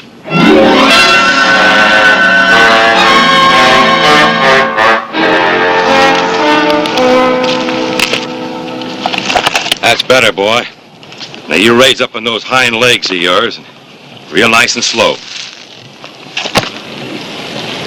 You know, Jack, anybody had asked me, I would have bet 5 years' pay you'd be the last man in the world to do this. 5 years? Don't be a piker. Make it 10 years. 10 years of pay and you still don't come close to that bounty. Oh, yeah, they give you a badge and a gun and a high-sounding title, and for $78 a month, they ask you to go out and risk your neck.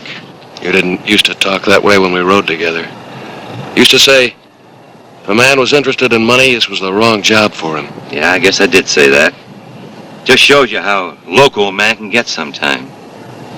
There was a time when I believed all those things. If you protect a town, they'll appreciate it, respect you, repay you. But I found out different. Clay, I'm 40 years old. 22 years I spent behind this stinking badge. And they said I was getting too old and too slow. Oh, they kept me on all right, but as a deputy. But only because nobody had the stomach to fire me outright. So you turned bounty hunter? No, I hung on. Then I came across this bank robber who offered me $500 if I'd let him go. Clay, there was a time when I would have busted his neck. But I took the money. Yeah, I took it. The town found out about it. Gave me exactly 24 hours to get out. What do you want me to do? Tell you how badly you were treated? Oh, no, Clay. $10,000 buys a heap of comfort. How are you going to explain the shooting? Everybody knows the bounty hunters were gunning for you. In fact, I had a winged one myself back there in Tombstone. Those two we saw a while ago, they ought to be in town by now. We'll just say that we were ambushed. Might even give myself a little flesh wound to show how I was trying to protect you again. You think they'll believe you? Well, that's just a chance I'm willing to take. Then how are you going to collect the reward? Anson. Anson's a friend of mine, remember? He'll be the only one that really knew what happened. That satisfy you? Nothing satisfies me right now. Well, it's getting late. It's just about that time. Now, how do you want it? In the front or in the back? I don't suppose looking me in the eye is going to stop you now. I'm afraid not.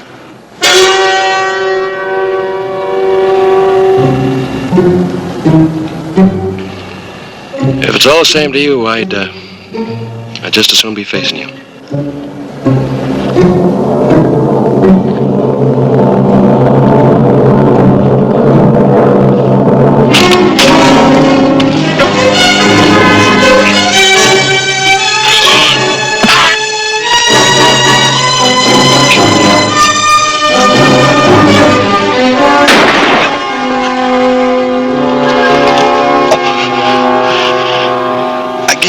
They were right. I was getting too old.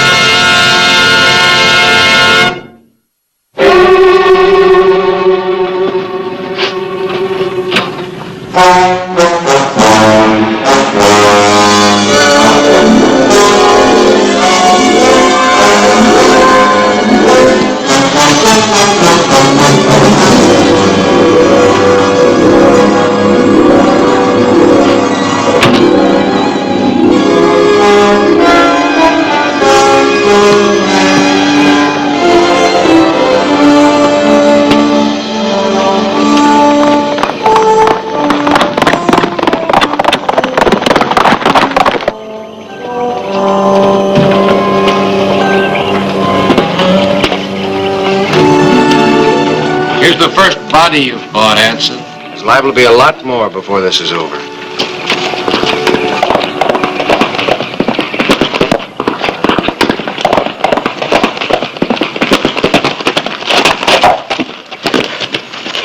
Hello, Harris. Glad you're here. I got a story for you. On the morning of April 18th, there was a final showdown between the hired gunman of Flint Anson and Sheriff Clay Hollister. Now, which one of you was tempted by the 10,000? Like he was?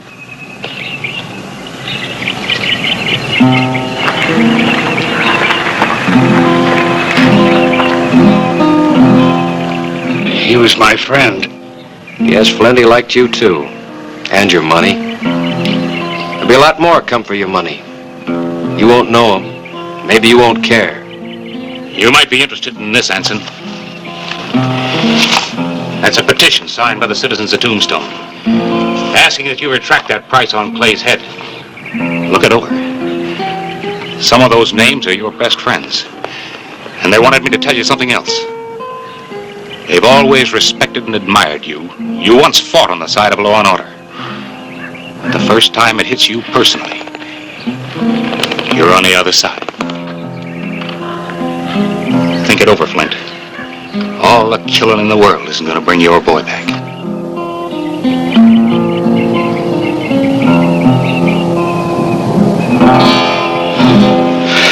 We'll take care of the body.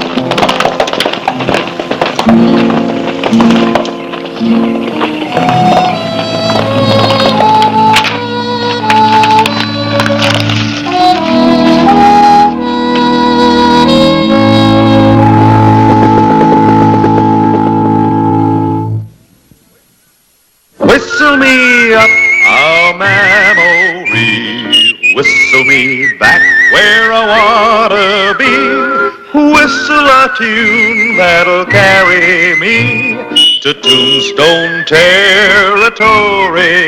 If your past has run afoul of the law, it's a handy place to be, 'cause your future's just as good as your draw in Tombstone territory. Whistle me up a memory, whistle me back where I wanna be, to Tombstone territory.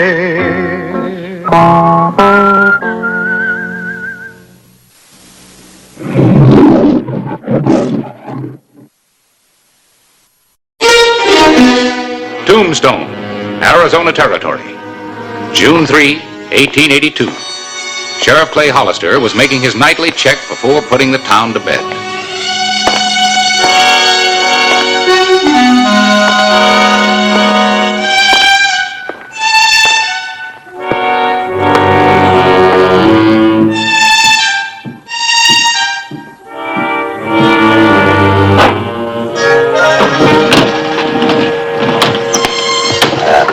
How you doing, Rusty?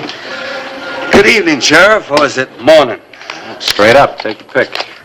Well, it's good morning. How's business? Mighty quiet tonight. That's just the way I like it. Quiet.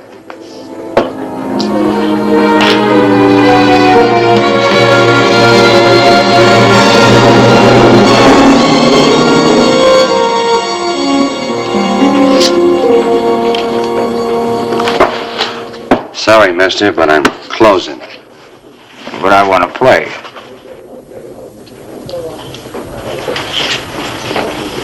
You heard me. Yeah, I heard you. How many chips do you want? No chips, just one hand, $100. It's your money. Yeah, that's right.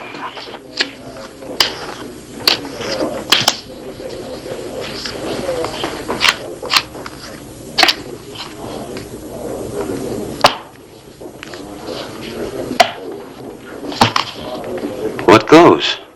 Like he said earlier, it's my money. But you lost. No.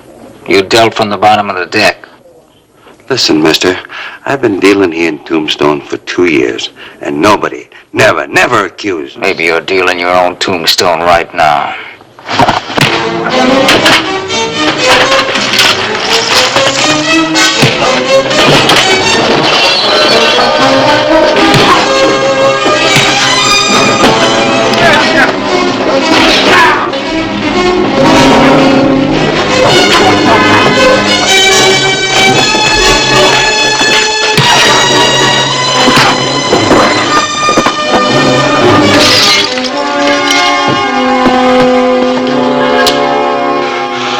I'm not armed. You threw a bottle at me, mister. Bottle's a lethal weapon. Let go. Sorry, Sheriff. You caught me by surprise. You're awful eager to shoot an unarmed man. Unarmed. He tried to kill me. I know Rusty better than that. He might have tried to defend himself, but kill you? No. Well, maybe I was a little hasty. But you know how it is, Sheriff. A fellow just gets into town, people try to take advantage of him. And I've learned there's not much law in these frontier towns. Man has to shoot first and ask questions later. Not in Tombstone, Mr. Sanders. Vince Sanders. Well, Mr. Sanders, you better take a tight rein on that temper of yours. We don't like loose gunplay. What about my money? How about it, Rusty? He bet $100 and lost, claim I dealt off the bottom. Oh, you got the wrong man, mister. Rusty doesn't bottom deal. Now, why don't you just take your original bet and go home to bed? It's all right with Rusty. Sure. I was ready to go to bed an hour ago. I thought you said it was a quiet night.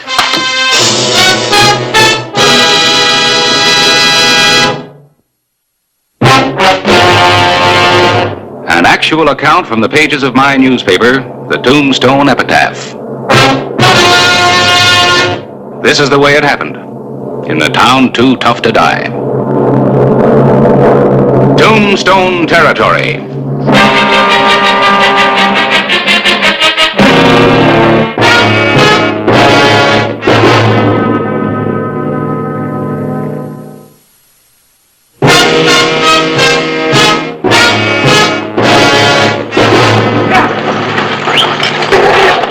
June 4, 1882. The stage from Denver arrived in Tombstone ahead of schedule.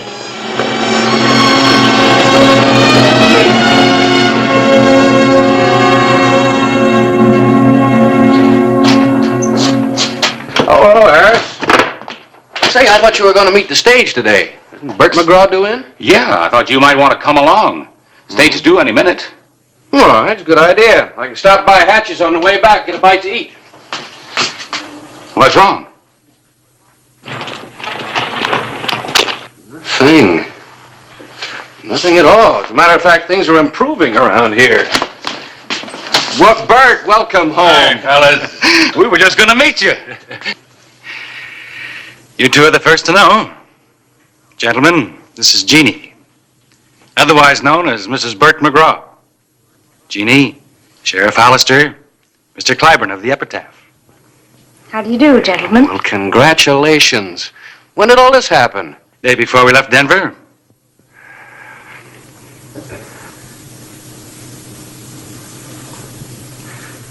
I'm afraid you're going to have to forgive the editor's staring, ma'am. It's just we don't have such pretty newcomers around here often. Congratulations, Bert. You're a lucky man. I think Harris is afraid he's just lost his best chess opponent. We'll still have our chess games.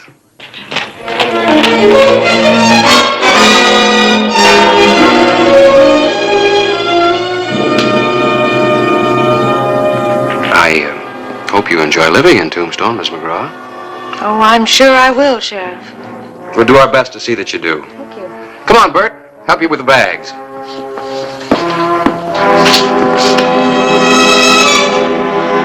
Jeannie McGraw had arrived in Tombstone on the noon stage from Denver unknown.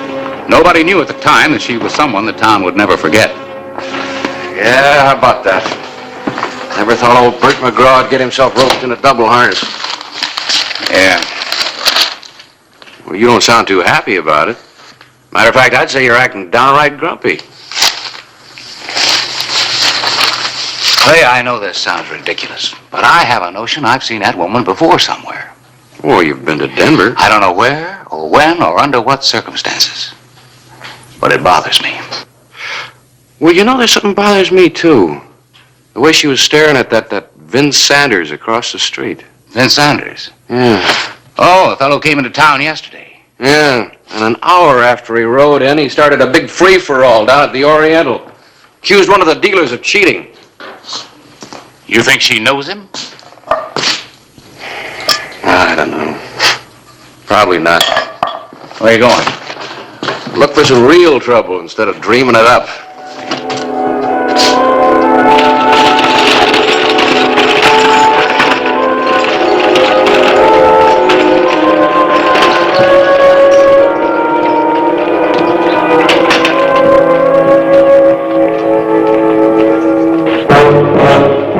Allow me, ma'am.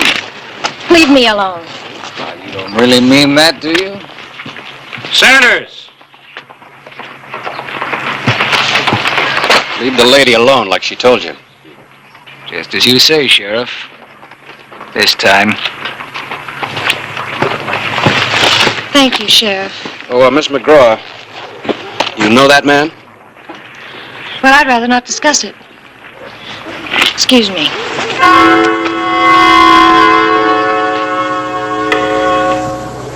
Now, this little gal I was talking about from Denver. She loved me. Wanted to marry me. But she decided she'd marry someone with lots of money. So she did. Oh, it won't last. This fella she married is old.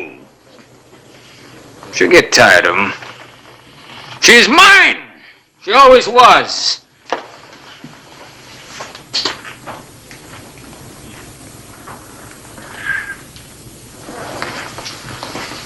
Evening, McGraw. I thought the happy bridegroom would have lots better things to do than hang around saloons. I heard you were talking like that. All over town. Ain't you never heard of freedom of speech, McGraw? You keep that foul mouth shut, or I'll shut it for you. For good, you hear that? Maybe you'd really like to make something of it. You can't talk about my wife like that or buff me either. Now, I'm warning you.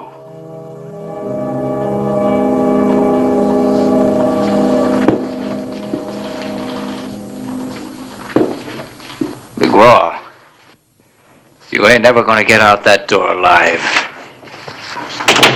Put it away, Sanders. You've been pushing me, Hollister. Go home, Bert. But look, I said go home.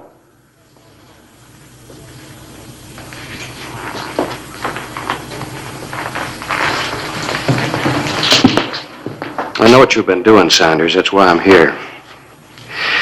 You leave the McGraws alone or I'll throw you out of town. Sure, Hollister.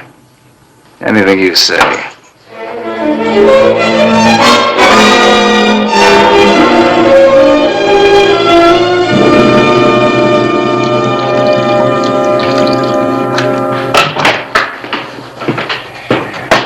You wanted to see me?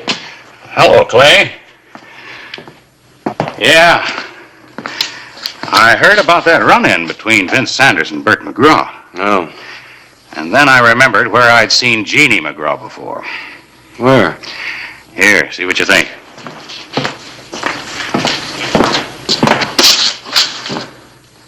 A Santa Fe paper dated 6 months ago? Look at the picture there on the front page. Oh, yeah. Woman widowed for the second time in 2 years. This article doesn't come right out and say it, but it practically accuses her of legalized murder.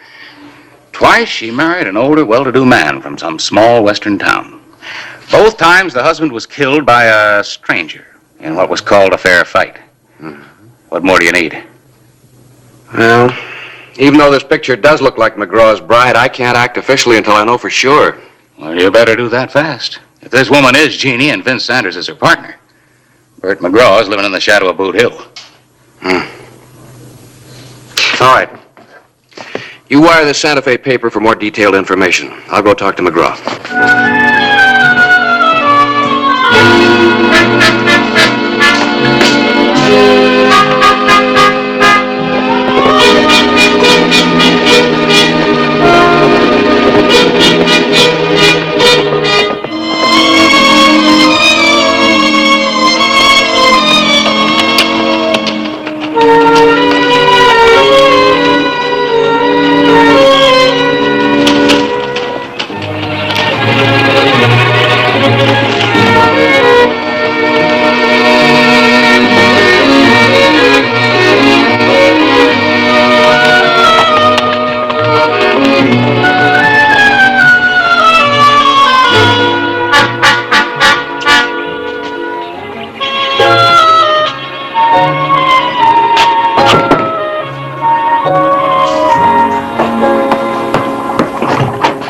Sheriff Hollister. Ma'am. Nice of you to come by. Sit down. Let me get you something. Oh, no, thanks. I want to talk to Bert. Well, he's not here. Well, could you tell me where he is? He's on the other side of the hill, dynamiting stumps for grazing land. Thank you. Well, Sheriff, what do you want to talk to him about? Maybe I could help. Yeah, maybe you could. Did you hear about what happened last night in town? You mean men brawling? I hear you have a lot of that in Tombstone, Sheriff. Mrs. McGraw, you know Vince Sanders, don't you? I've already discussed that with my husband. One more thing, Miss McGraw. I have chores, Sheriff. Mrs. McGraw, were you ever married before?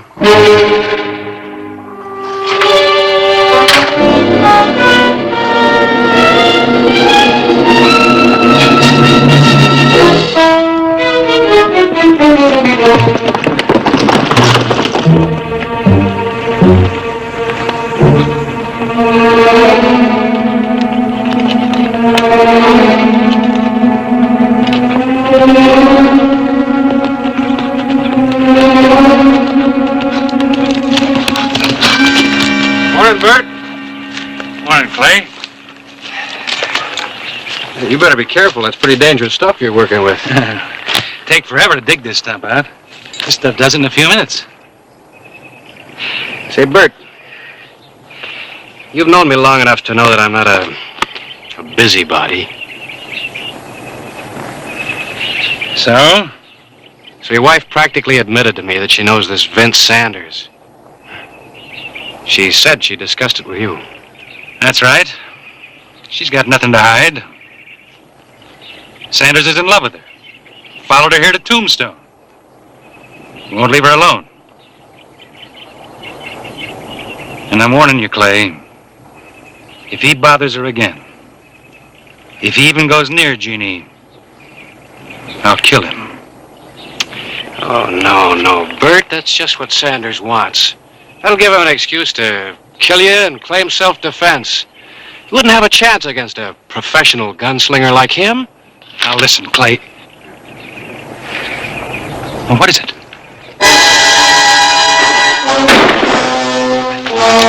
Somebody tried to shoot at me. Not you, the dynamite.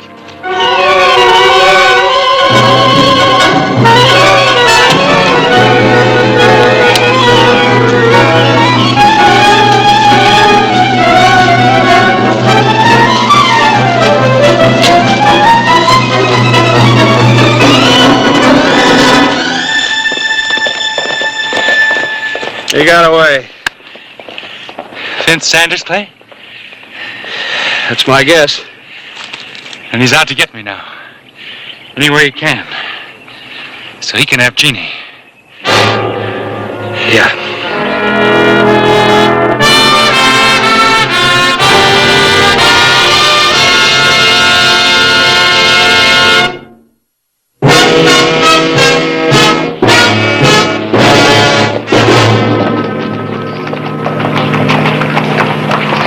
An attempt had been made on Bert McGraw's life, one calculated to kill Clay Hollister at the same time, if it had been successful. The sheriff of Tombstone had an idea as to the identity of the killer, but he didn't have proof. Harris, you got any answers? Harris! What happened? Oh, hello, Clay. Were you all right? Oh, sure. Perfectly all right. Considering somebody tried to bash my skull in. Who did it? I guess it was our friend Vince Sanders. I came in, found a wire from Santa Fe pushed under the door. I bent over to pick it up and wham! I never even got a chance to read it. Well, don't worry about the wire. I don't think we'll need it. Why not? Because Sanders has practically proven that we're right. I'm almost sure that he tried to kill McGraw and me. Where? When? I'll tell you later. Right now, I'm going to get Sanders. He's got a lot of questions to answer. Not without me. I've acquired a personal interest in Mr. Vince Sanders.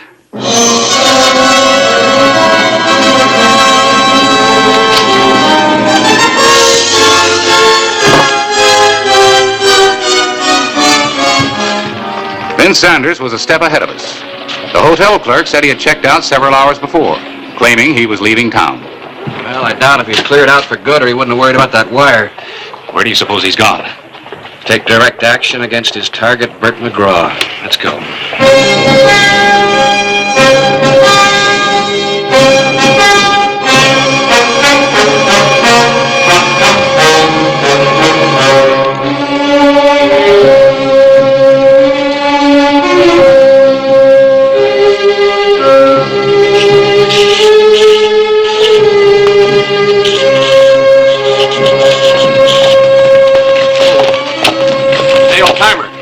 McGraw home? No, he's out at the line camp shack on Stony Hills. You just missed him, Sheriff.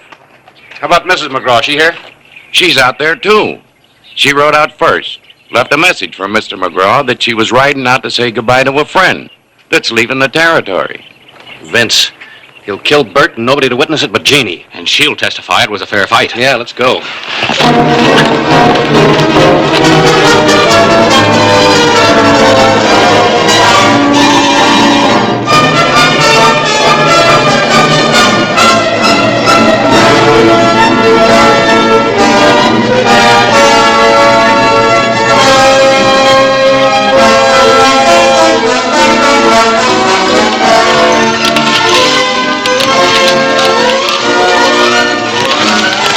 No sign of him. He must have been farther ahead of us than I thought. Still about 5 miles to that shack. Uh-huh. We'll take that dry riverbed. We can cut off a mile that way. Come on.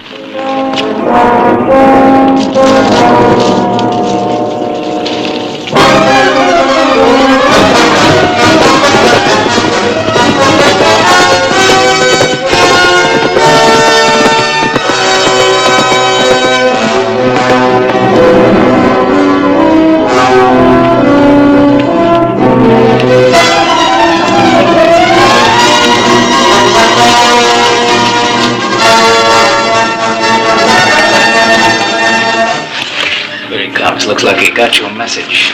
Now he's gonna get mine. Vince, don't you mess with him. You shoot him as soon as he comes in that door. Don't you worry about me. You just stand right here so he thinks you're alone.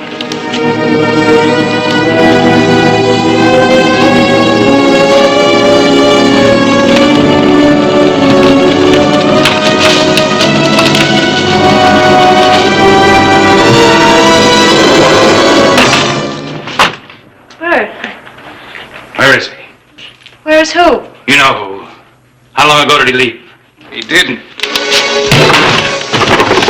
You understand us. Fight for it. Harris, cover me just in case.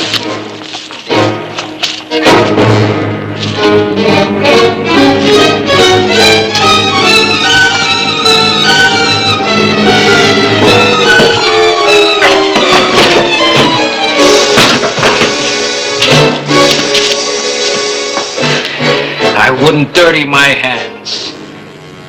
Well, stop stalling and shoot him. I just want to see him suffer a little bit.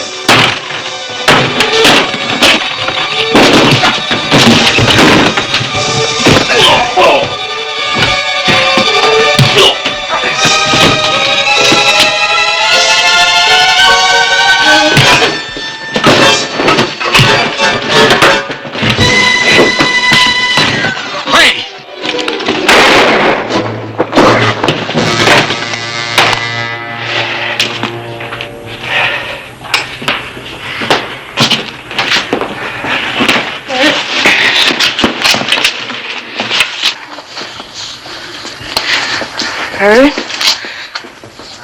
I'm sorry, Bert. Sorry he's dead, you mean? No. No, I'm not.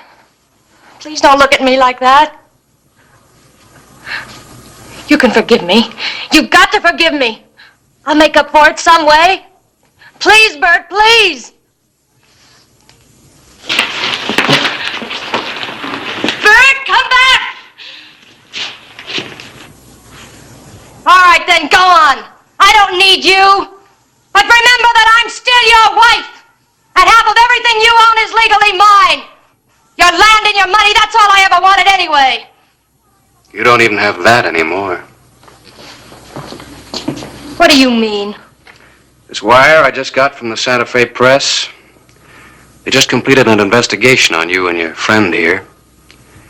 It seems that you were originally married to Sanders, and you never divorced him.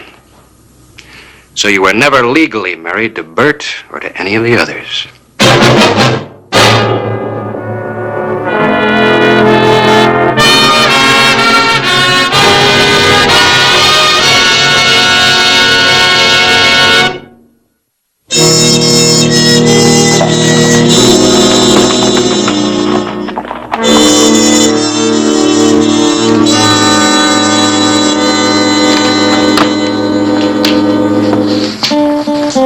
You know, you're getting to be a pretty good newspaper man, Harris. What's so interesting out there? Bert McGraw. Oh, yeah. I thought he'd be snapping out of it by now. You need something to jar him out of it.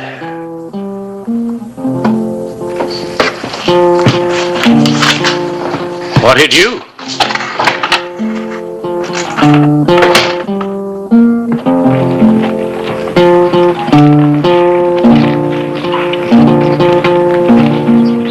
Hey, you, we got a new ordinance in town. No wool gathering in the middle of the day. Hello, Clay.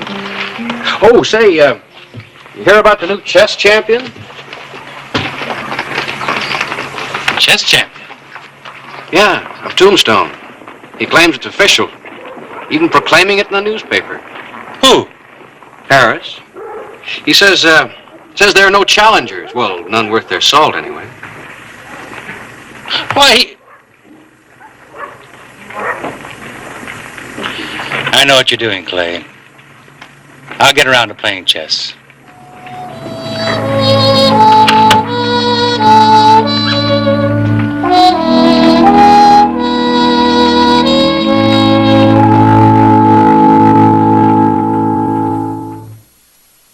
Whistle me up a memory, whistle me back where I wanna be, whistle a tune that'll carry me to Tombstone territory. If your past has run afoul of the law, it's a handy place to be, 'cause your future's just as good as your draw in Tombstone territory. Whistle me up a memory, whistle me back where I wanna be, to Tombstone territory.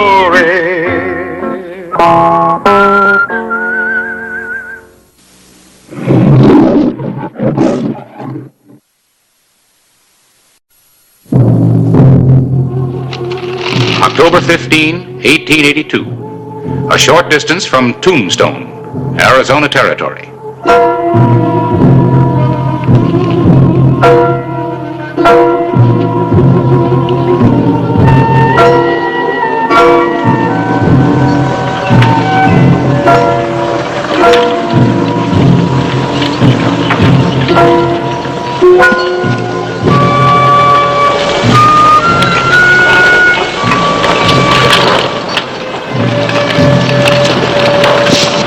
Me first, gentlemen.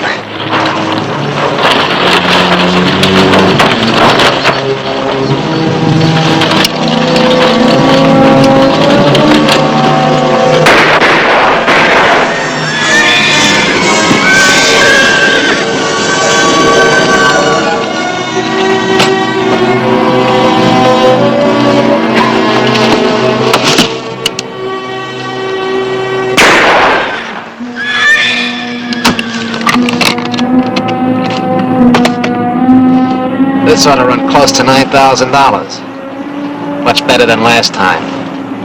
Get the driver's body off and wait for me at Indian Springs.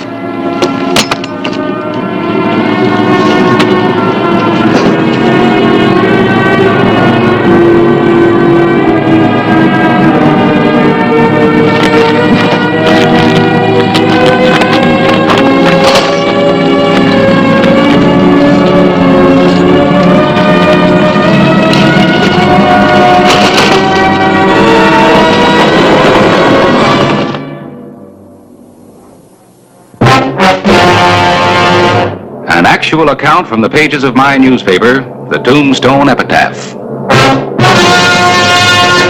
This is the way it happened, in the town too tough to die. Tombstone territory.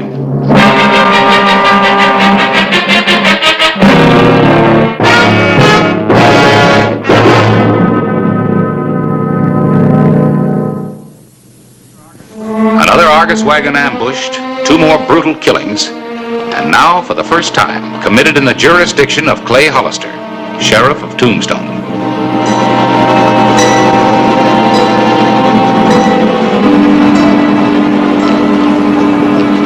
Driver and the shotgun guard from the Argus mine shipment.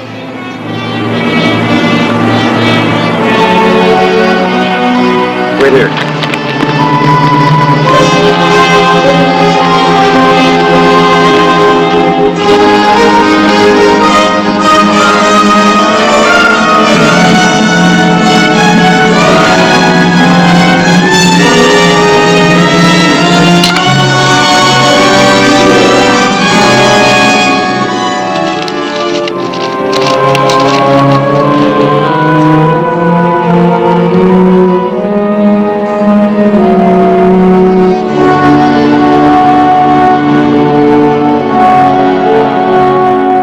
You think it's the same 3 men? If you want to call them men. Last month they hit that first wagon over here by Pantano. 2 weeks later, they ambushed the second wagon, Sonoita. And day before yesterday, they're clear down here. And every time it's a wagon belonging to Argus. Yeah. Well, come on, Quint. Let's go report the robbery to Whitaker. Right.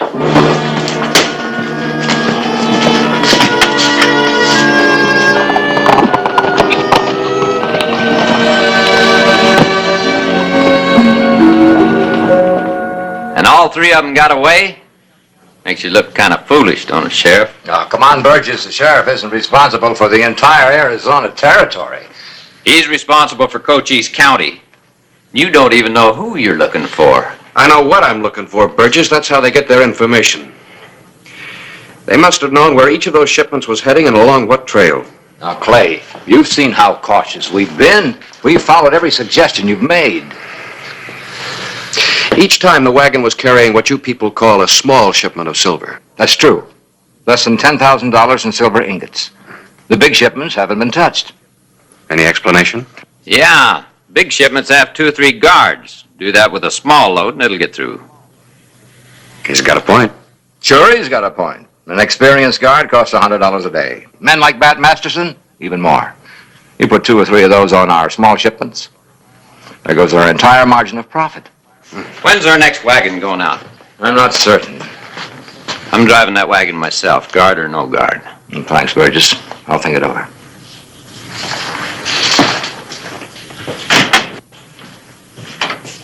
You think he means it? I believe he does. I also believe that if he does take the next wagon out, there's a good possibility that it won't be attacked. Meaning? Clay, there are 5 men who know the details of our silver shipments. 4 of them are officers of the company. The 5th man is Burgess. You think he could be the contact with the killers? I don't know. There's one way to find out for sure. Let him drive that next shipment. I'll ride shotgun. You're the sheriff. You call it. I've called it.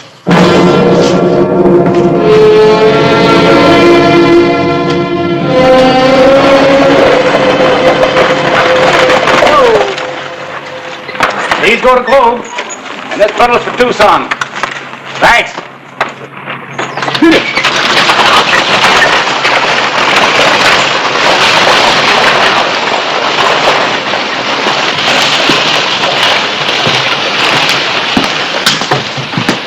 How many papers do you send out, Harris? About 700 now. The epitaph practically saturates the territory. I can believe that. I even found a piece of your front page out where that last Argus wagon was ambushed. Is that your only clue? You can call it that. Good morning. Good morning, Mr. Whitaker. Suppose you can find advertising space for this in tomorrow morning's paper? Mr. Whitaker, for an ad that big, I'll print a new page. I'll see you later. Oh, Clay, if you got a moment, I'd like to talk to you. All right, I'll wait outside. Good. Still short-handed, huh? Yes, can you read it all right? Steady jobs in Tombstone for dependable men. Set it up in that big black type. I'd kind of like to attract the attention of the out-of-town readers. Let's see. Immediate openings for 10 drillers, also pushers, teamsters, and hard rock miners. Highest pay. Just set it up like the other ads. Sure will. And, thanks, Mr. Whitaker. Just bring some help to Tombstone. Clay, you still willing to ride guard on our next wagon? Of course. You'll be riding with Burgess. Does he know about it? No. Well, when do we leave? Monday morning, 8 o'clock. Sure hope I'm wrong about him. Just have to wait and see.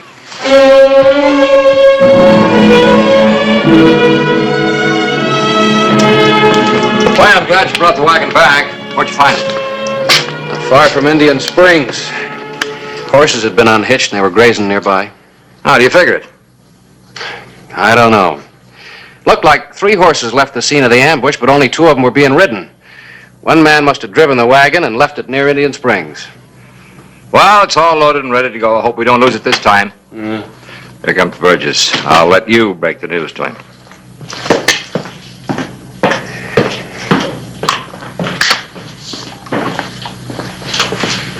Well, Hollister, what are you doing here?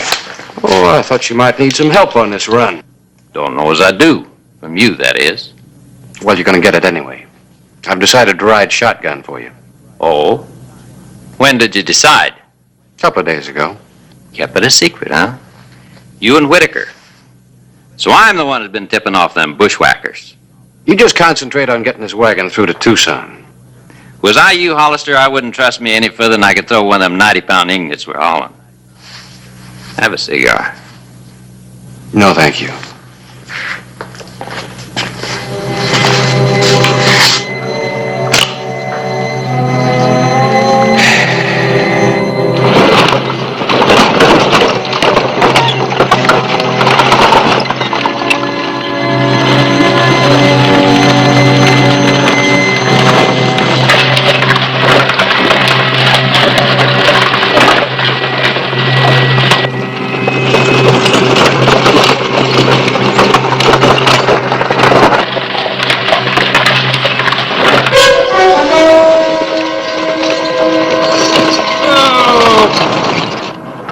Just a little rock slide, Sheriff. I don't like the look of it. What's the matter, you nervous? You mean I'm going to have to go out there and clear them rocks by myself, huh? I'll cover you. I'll tell you what, Hollister. I'll stay here and you go out there and clear them rocks.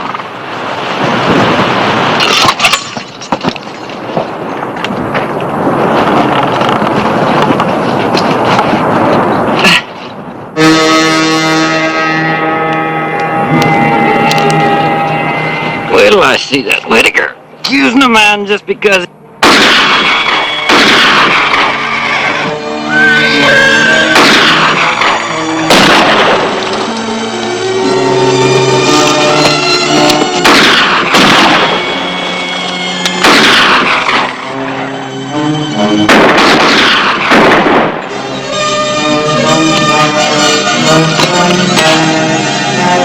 Burgess! I'm all right. Stay under cover.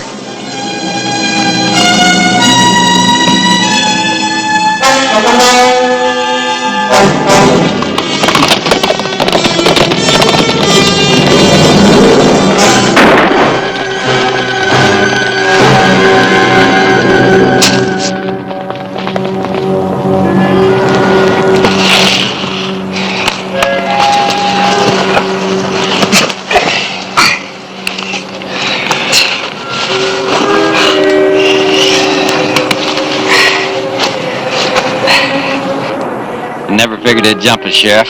Sorry.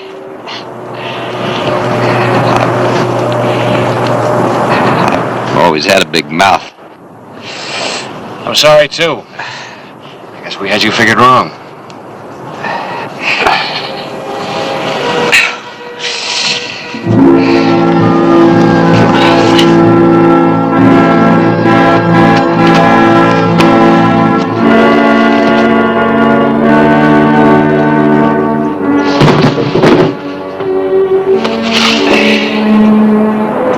You all right?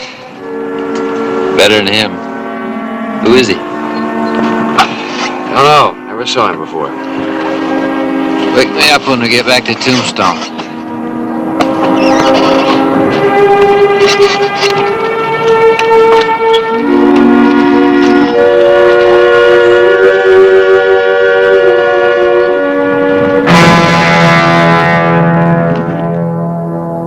I'm very grateful that Burgess is alive. Clay, I sure owe him an apology. Yeah.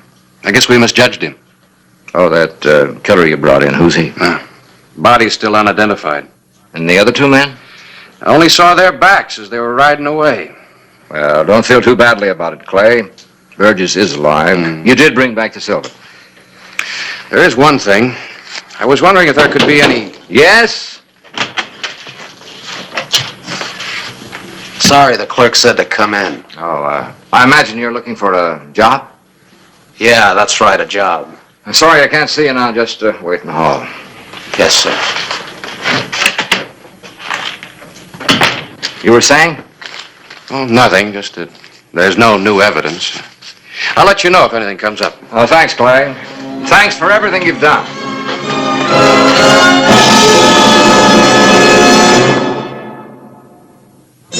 Clay Hollister had found newspaper clippings from the epitaph at the scene of both robberies of the silver shipments from the Argus mines.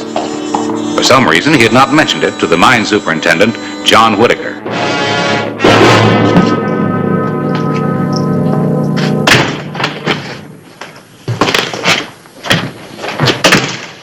Guess you heard we had a little trouble. Yeah, you know better than to come into Tombstone. That tin star didn't recognize me. Doesn't make any difference. He'll never get us. No one will if you follow orders. Just keep on storing the silver at Indian Springs. Now go find yourself a new man to work with. Keep on taking your orders from my ads. From now on, I never want to see you in Tombstone, do you hear? I heard you. Hi, Harris. How about a game of cribbage? Sure. Well, how's your puzzle coming? Puzzling. Whitaker keeps changing the route of silver delivery to Tucson, and he still keeps getting robbed. Just doesn't make any sense. It makes sense to somebody. Somebody's making a fortune. Yeah. Harris, do you remember that piece of your front page that I found out where the other Argus wagon was held up? Yeah. The October 11th issue, you said. Uh-huh. Did Whitaker have a want ad in that issue? Well, I don't know. Let's find out. What about our game? Later, Quinn. Later.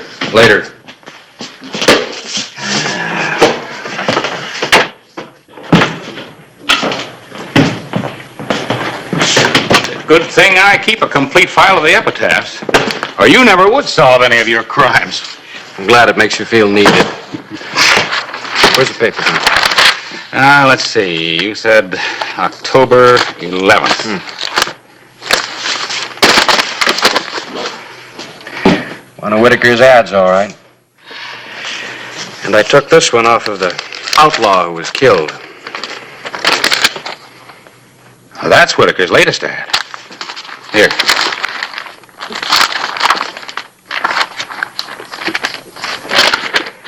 There it is. Printed 4 days before Burgess and I were ambushed. You know, Harris, this hold-up gang may be getting information on time, destination, and route of these shipments from a code in these ads. Well, how? John Whitaker writes these ads himself. I know, but Burgess and Whitaker are the only two men outside of the owners of the Argus who had the information on these shipments. And Burgess cleared himself yesterday. Harris, I need your help. I want to go over every one of Whitaker's ads, and if there's a code, we'll break it. All right. Let's start here and work back. And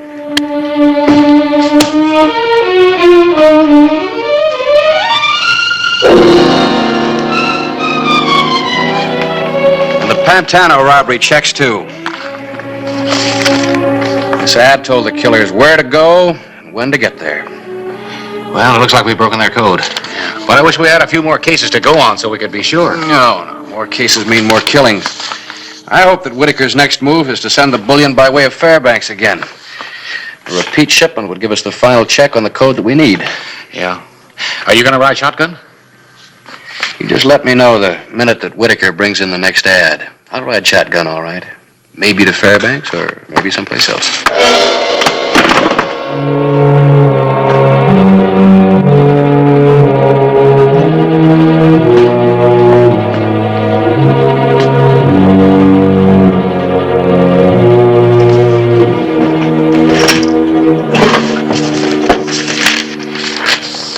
Carol.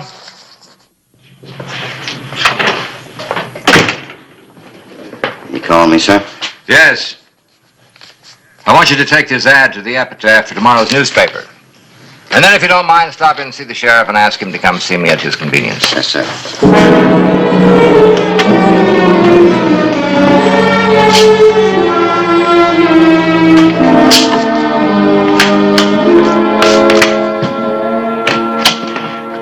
According to this, you'll need that next Tuesday. Whitaker's ad? Yep. Have you talked to him yet? No, I sent Quint instead.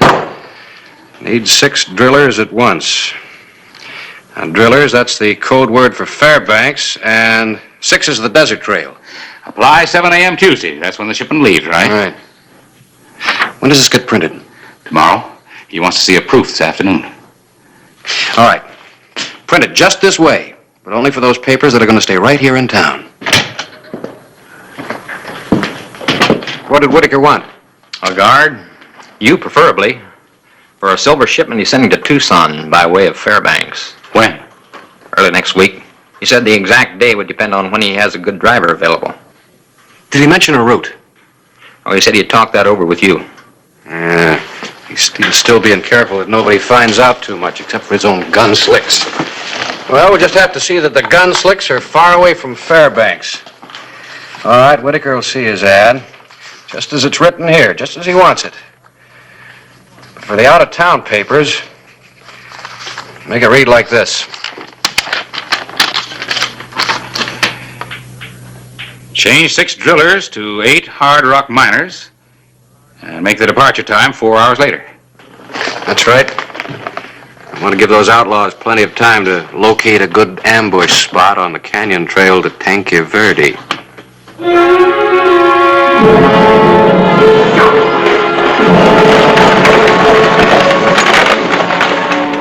Flag Sheriff, he's for Phoenix, and he's for Prescott. That's it. Hit it.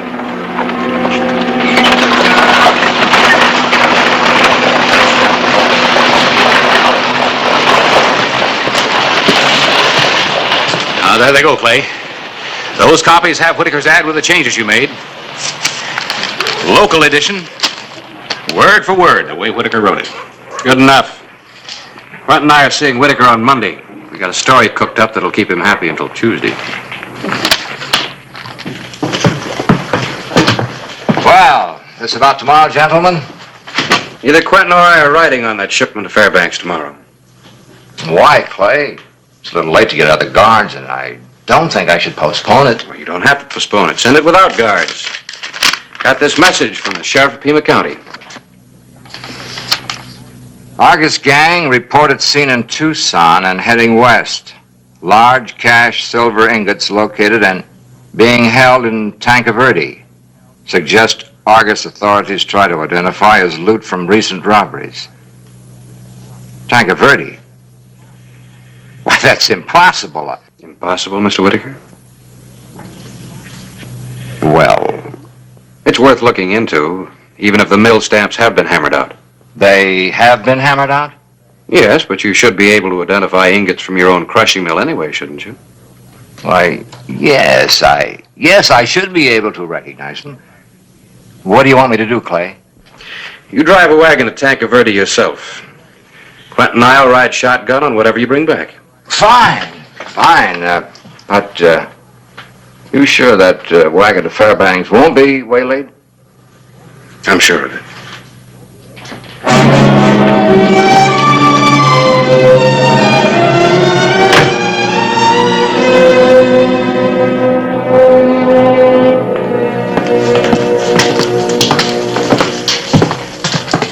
Looks like we got us an alert shotgun rider today.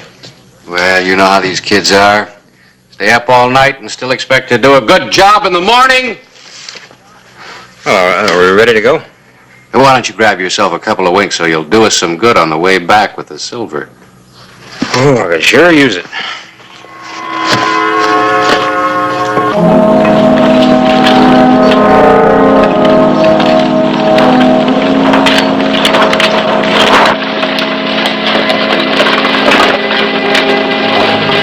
Sound asleep.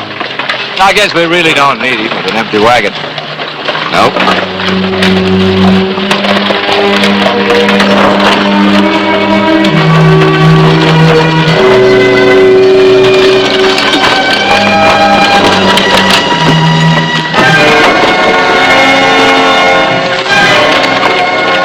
Reach up! You're covered front and rear! Don't shoot! It's Whitaker!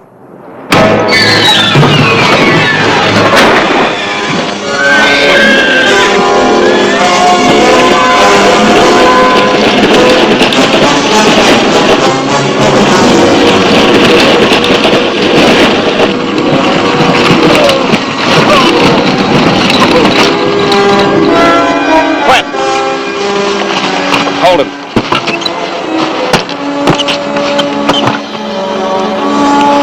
Hold it! You won't need those guns. Drop it. Start climbing.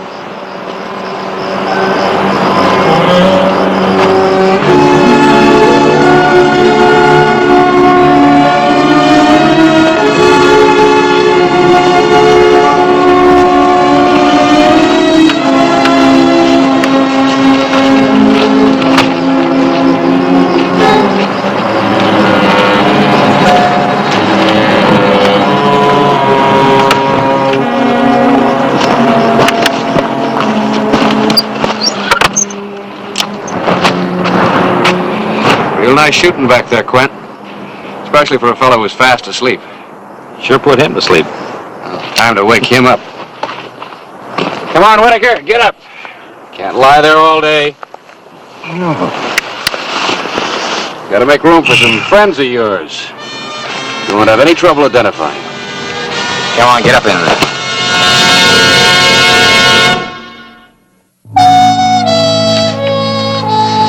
The whole territory will be interested in today's paper, Clay. Hey, it seems kind of light, Harris. What's the matter? Not as much advertising as usual? I'm not complaining. At the rate Whitaker was robbing the Argus mines, they couldn't have paid the bills much longer anyway.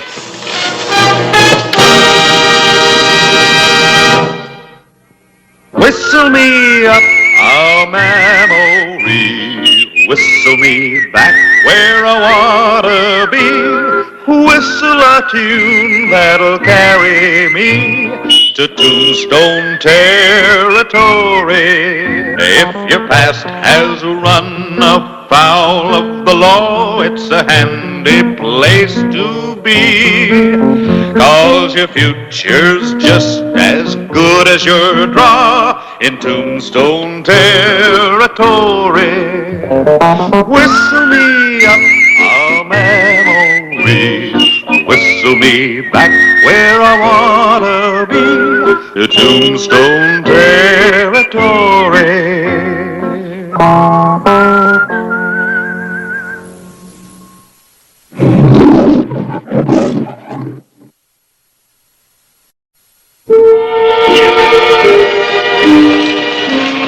Tombstone, Arizona Territory, October 9, 1882, mid-afternoon. A $20,000 shipment of bank cash destined for Tucson was being transferred from the stagecoach to the Wells Fargo safe to be held overnight.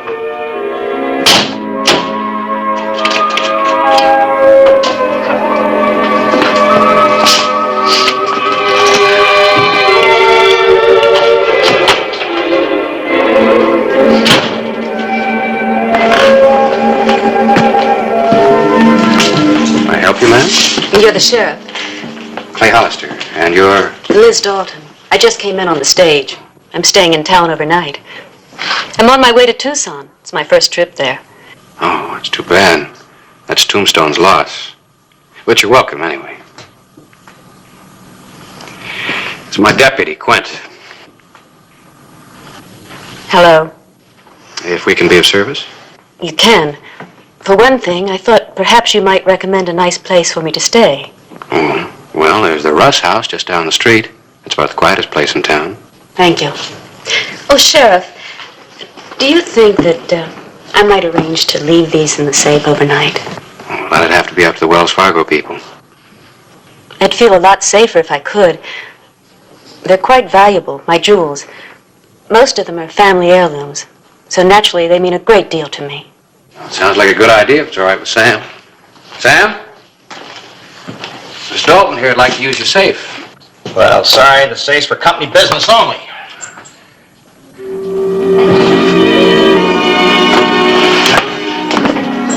I'm really awfully sorry, Miss Dalton.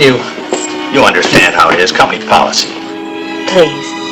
I'd sleep so much better tonight if you would. Couldn't you do it as a personal favor for me? Well, I think we can arrange it in your case, Miss Dalton. Well, the company wants to accommodate us travelers. Thank you, Mr. Wade, Sam Wade. Thank you, Mr. Wade. Come with me. Put it right there in the case. I'll check the jewels. There, you got a string of pearls, 2 diamond earrings, and 2 brooches, correct? That's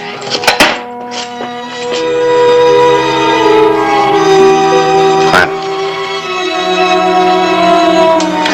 Clint? Yeah. What is it?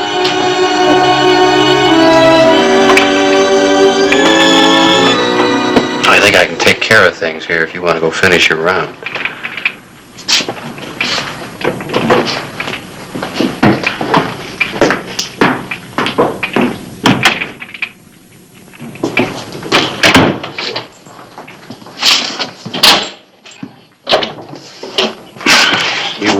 You should enjoy Tucson, Miss Dalton. Of course, they haven't got anything there that we don't have right here. Maybe a little bit more of it. I'm sure I'll like it, Sheriff. There. I feel a lot better now. Don't close it. My name is Packard, Judd Packard. I'm sorry about that holler, but I'm carrying over $1,000 in cash here, and I certainly would like to lock it in your safe overnight, if you don't mind. You're sure doing a Russian business today, Sam. I'll take care of you, Mr. Packard, just as soon as I give this little lady here a receipt. An actual account from the pages of my newspaper, the Tombstone Epitaph. This is the way it happened, in the town too tough to die. Tombstone territory.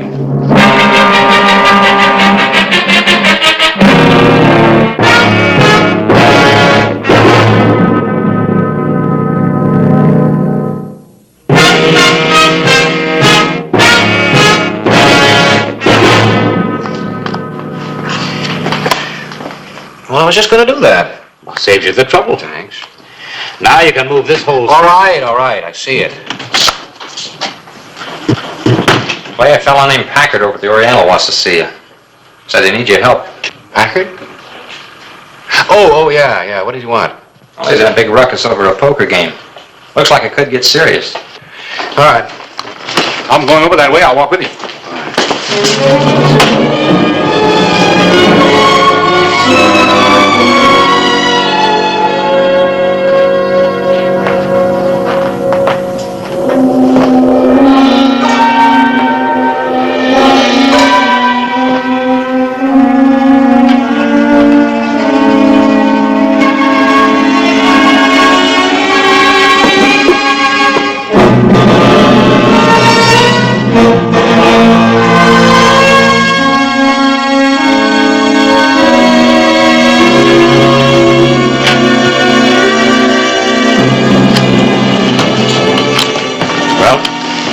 Here's the sheriff.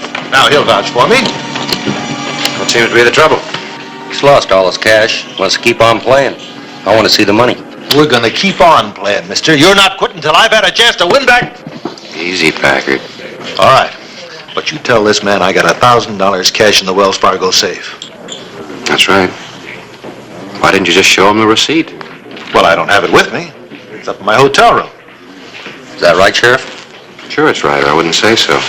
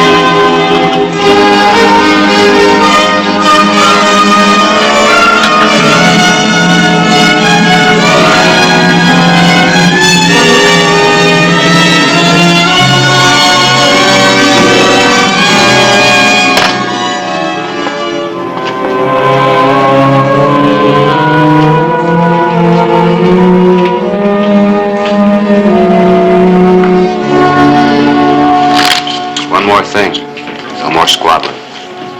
Keep the game quiet or it breaks up. Oh, Sheriff. Yeah? You know, it might be a good idea if you stuck around for a while. What for? Oh, sort of keep an eye on the game.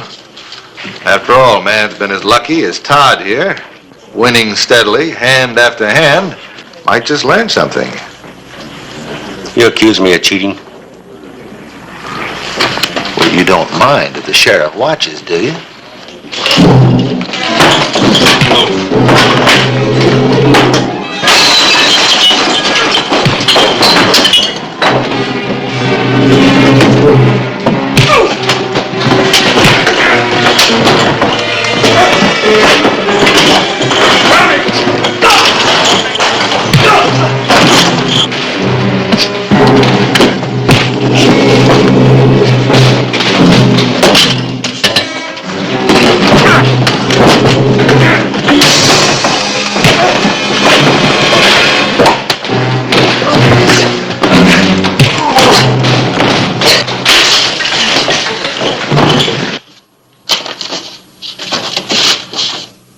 You never can tell about people you're traveling with.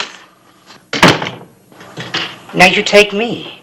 All you know about me is that I'm a salesman, traveling in the same places as you and Jed Packard. So? So I'm a lot smarter than you think I am, because I found a way of making some real big money. How? Oh, I've got all kinds of things to sell. Like information. Do you realize there have been 2 safe robberies, big ones, in towns that we've been in? All right. We'll cut you in. But if we get caught, there won't be anything for any of us. So let's get out of here. Where to? To hide this. But I'm going with you. This afternoon when your friend Judd Packard rented the horse at the livery stable and went riding, I followed him. So I know just where you're headed for. I'll see that you don't get lost.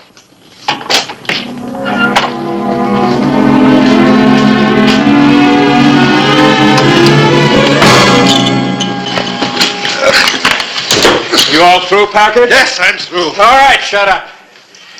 You really wrecked this place. Now you're going to pay for it. I'm not going to pay for something. You want to spend some time in a Tombstone jail? All right, I'll settle up in the morning when I get my money out. All right. Now I suggest you head for your hotel room. The rest of you can head for home, too. This card game's over.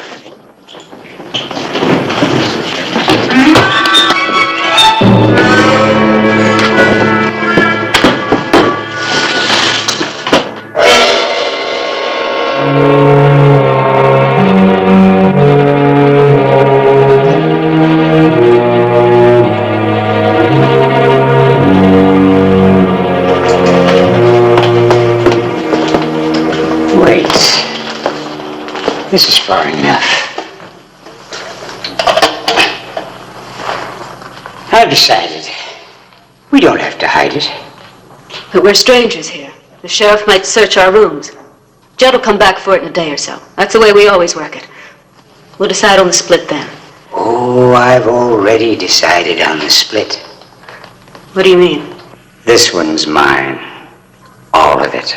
Oh, no, you don't. Oh, don't I?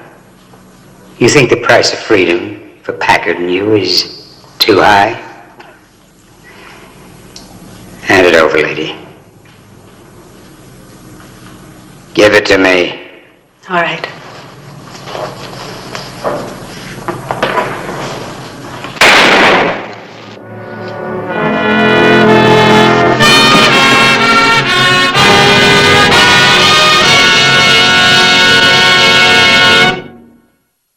A few hours later, the same night.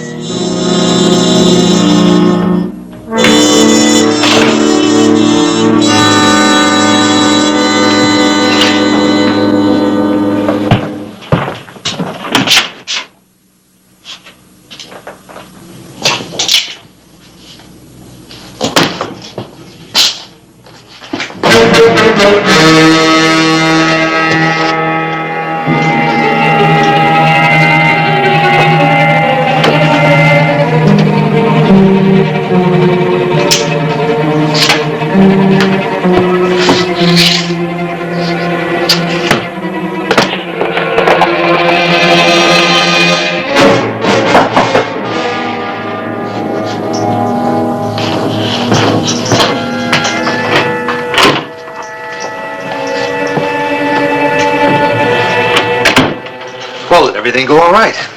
No, it didn't. Something went wrong. Real wrong. What do you mean? What happened? You remember that little man that came in on the stage with us? Kept trying to make conversation? What about him? He followed me. He caught me red-handed. I didn't even have a chance to close the safe. What do you mean he followed you? Just that. He was in Lordsburg when we were. Maybe Prescott. So? So he knew. He must have seen us make the deposits. Then when the places were robbed, he put two and two together. He's been following us. All right, all right.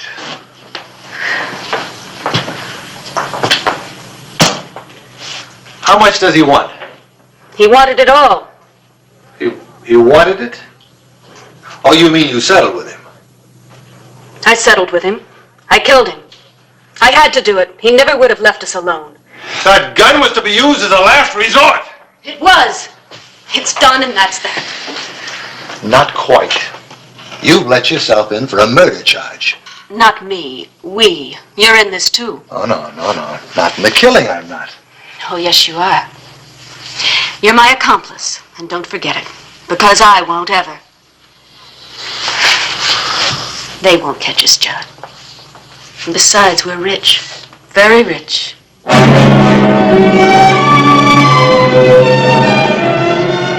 Early morning, October 10, 1882.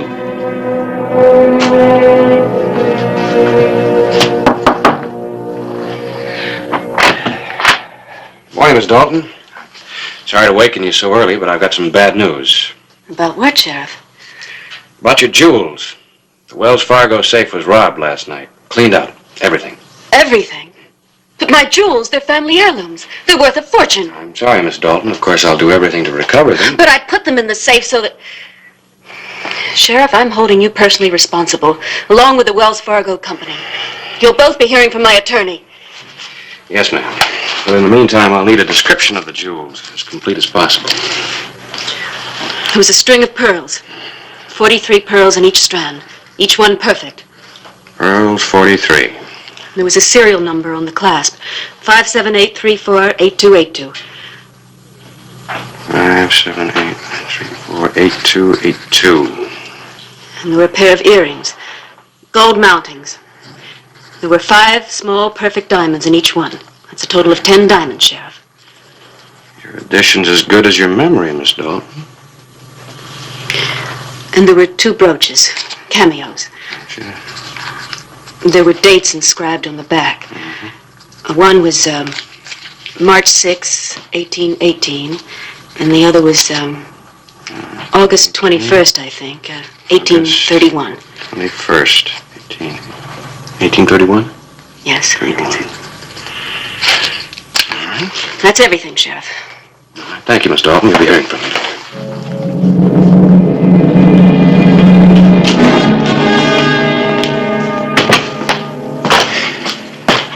in you on the robbery? I asked you if... Clay?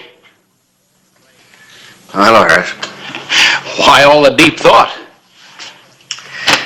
Thinking about Liz Dalton. What about her? She was in a position where she could have seen the combination to the safe when Sam Wade opened it. You really think she did it?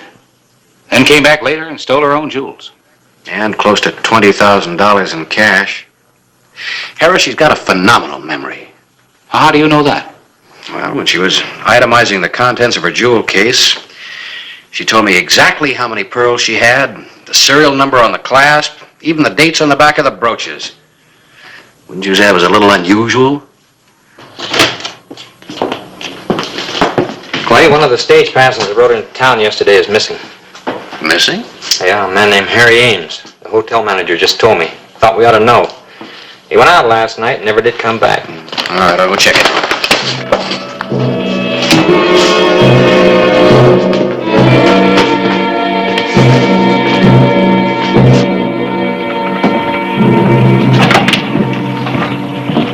Sheriff Hollister, I was just on my way to see you.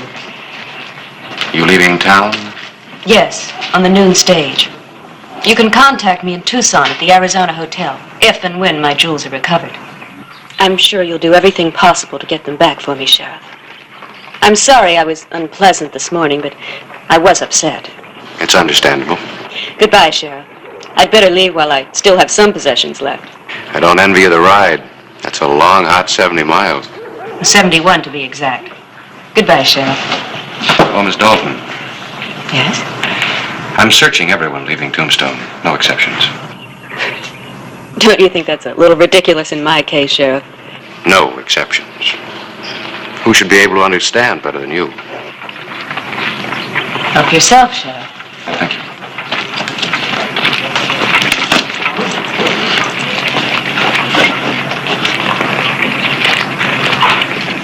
Nothing unusual, except maybe this. Unusual, Sheriff, for a woman traveling alone. Well, thank you very much, Miss Dalton. Sorry for the inconvenience. You can go now.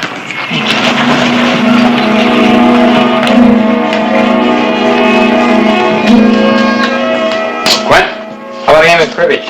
No, later. I got a job for you. Yeah, what's up? You're gonna take a little trip.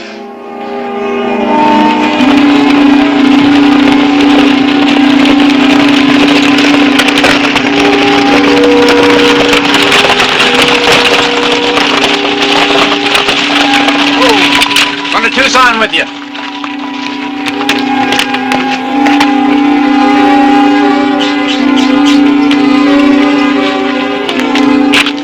Official business, ma'am.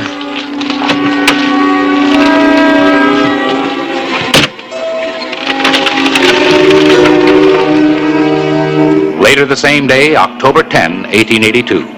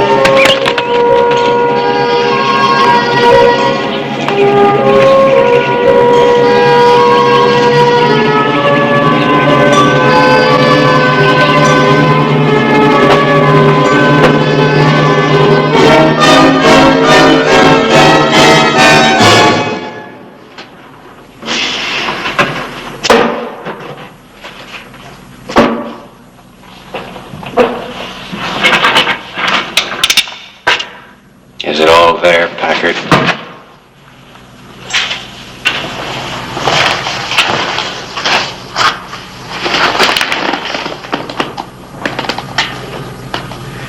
You're in this deeper than I thought. First robbery, now murder.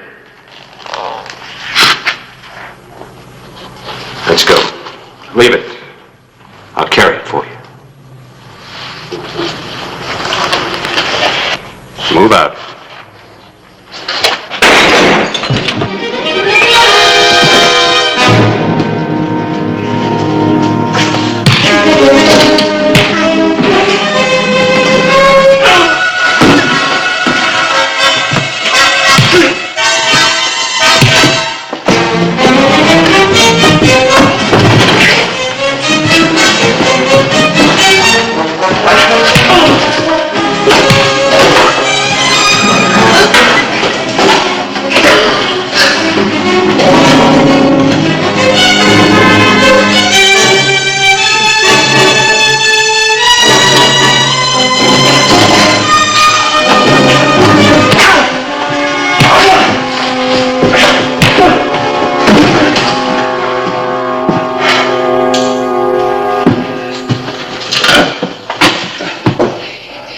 Now, let's go.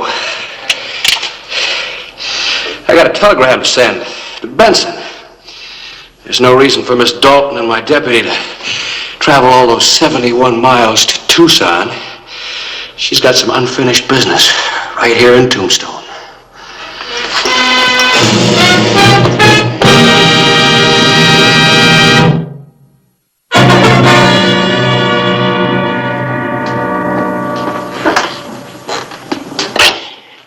I don't know how anyone opens one of these blasted things with...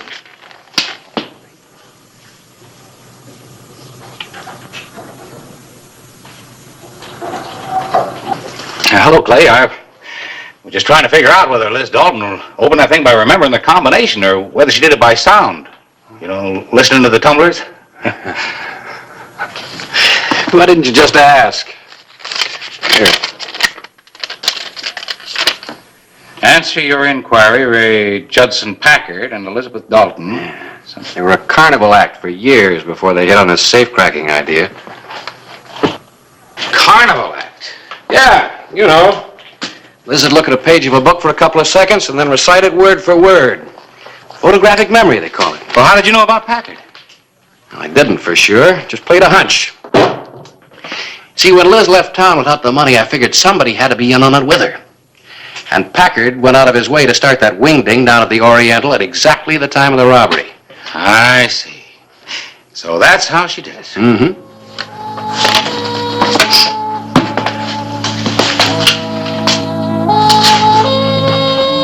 Gwen. From now on, when I'm out of the office, I want you to keep an eye on the editor here. I think he's planning on a life of crime.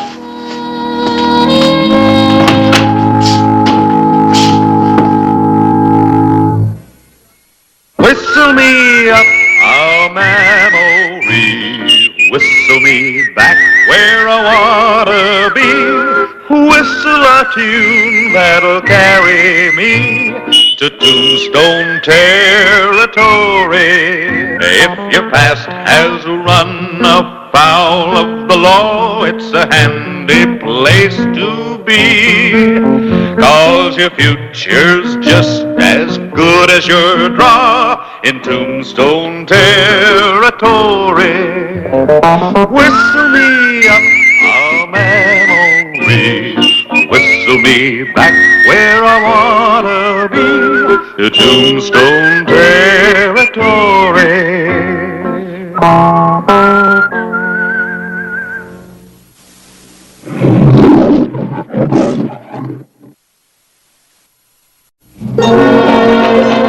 Tombstone, Arizona Territory. The night of January 20, 1881.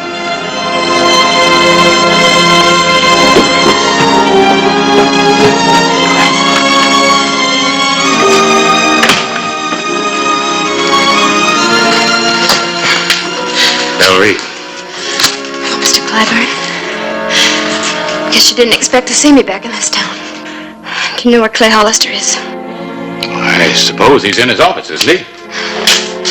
Window's dark.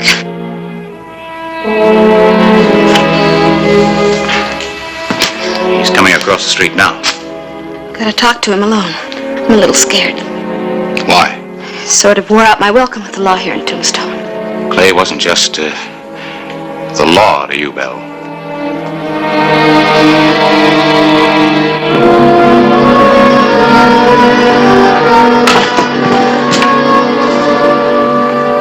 Well, I guess I'll be going.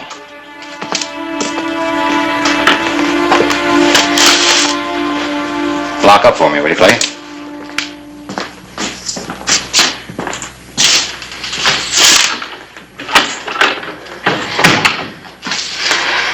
Hello, Clay.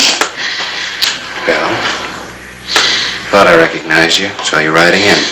I wouldn't have come back here, but I'm in trouble. You've been in trouble for quite a while. You don't have to ruin a good horse just to prove that. Was the horse or me? He's following Clay. Ben Quaid? Yes. But he won't ride into town. He's afraid of you. That's why I had to come to Tombstone. He'd hunt me down anywhere else. You can understand that. Can I? I've tried to understand a lot of things about you. Like why you ever took up with him. I don't know. Let's say a girl sometimes feels too much and sees too little. I made a mistake, I know it. I've got a chance to correct that mistake. My sister's coming to take me back east. Do you mean it, Belle? When? Noon stage tomorrow. All right. You go on over to Nellie Cashman's Russ house. Nellie isn't there, but you tell Miss Bowers I sent you. I'll take care of your horse.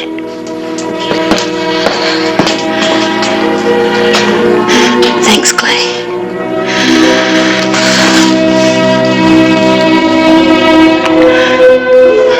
For all times, Clay. And all times.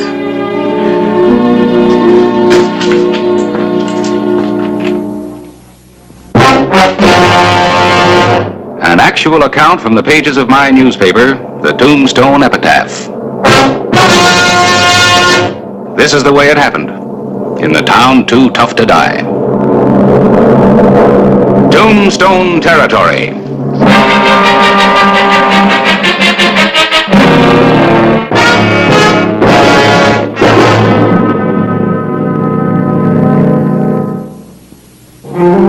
The morning of January 21, 1881. Hermit Mesa, a short distance from Tombstone.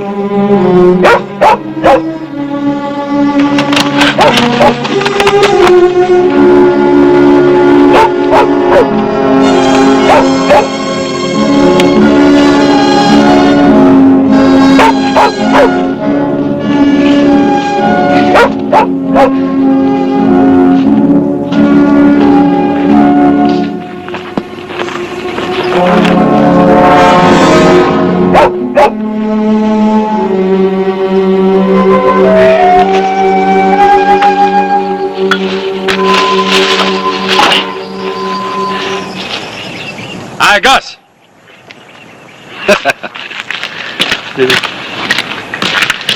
Oh, it's Mr. Ben Quaid back again. Look, I got some sulfur from that old mine at Sulphur City. You got any finished powder you want to trade? Yeah, Real good stuff, huh? the finest. Well, I'll take that keg there. You lash it onto my horse so it'll ride real nice and easy, huh? Yeah. Yeah.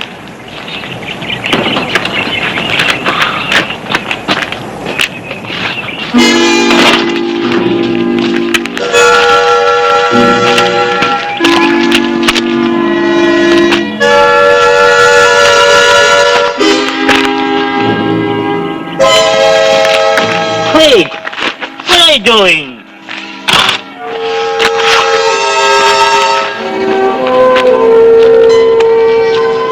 No.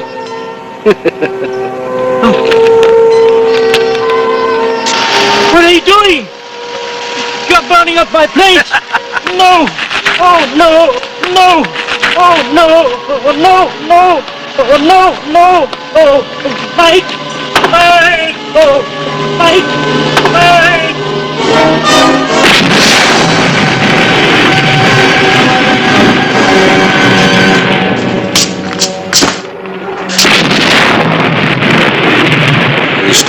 mine blast. Sounded like it came from Hermit Mesa. Gus Neff's powder depot. Maybe a story for you, not a pretty one. Get your horse.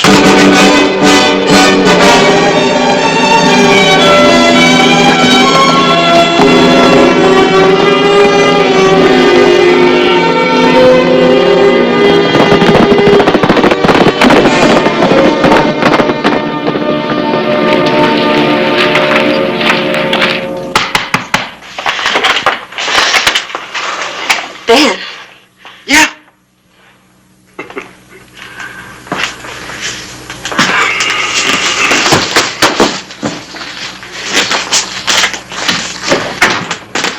You know, it was real lonely in Poison Town.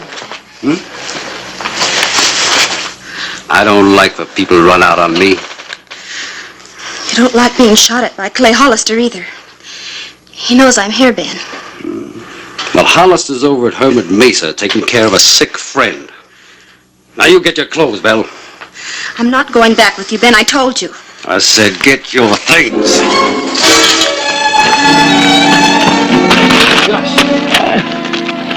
You're safe now, Gus. You're all right. Why would he do such a thing? Who, Gus? Ben Quaid. I should never have done business with him.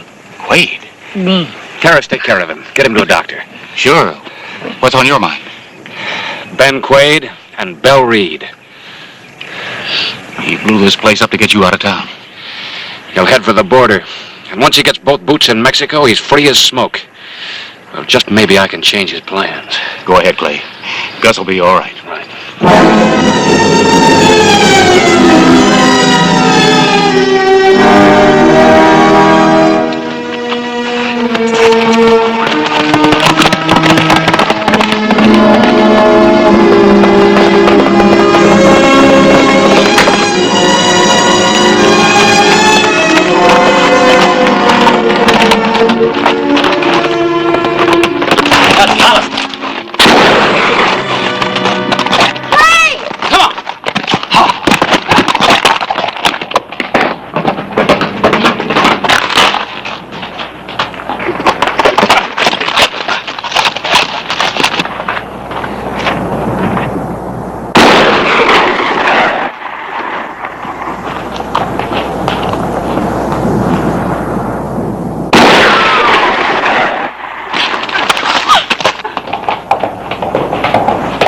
Get out, Belle.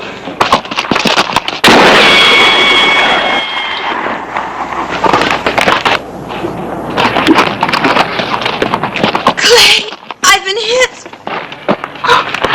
I'm sorry, Clay.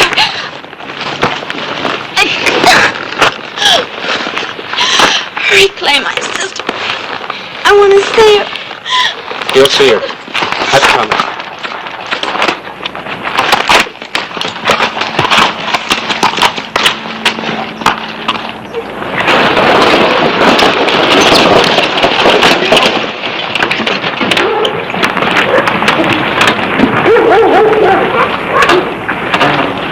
Miss Reed?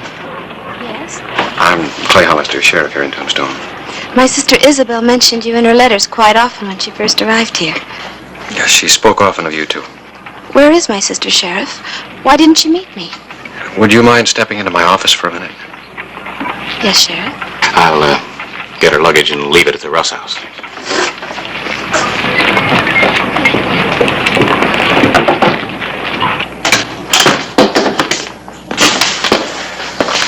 Sit down, please.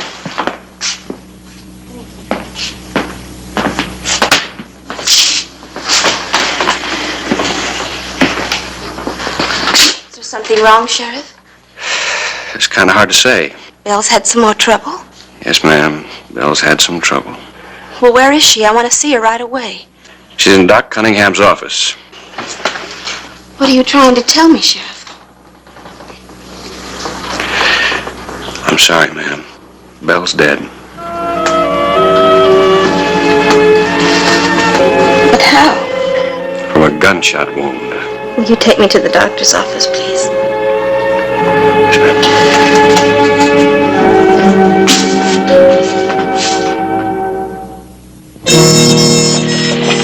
morning of January 22, 1881, Belle Reed was dead.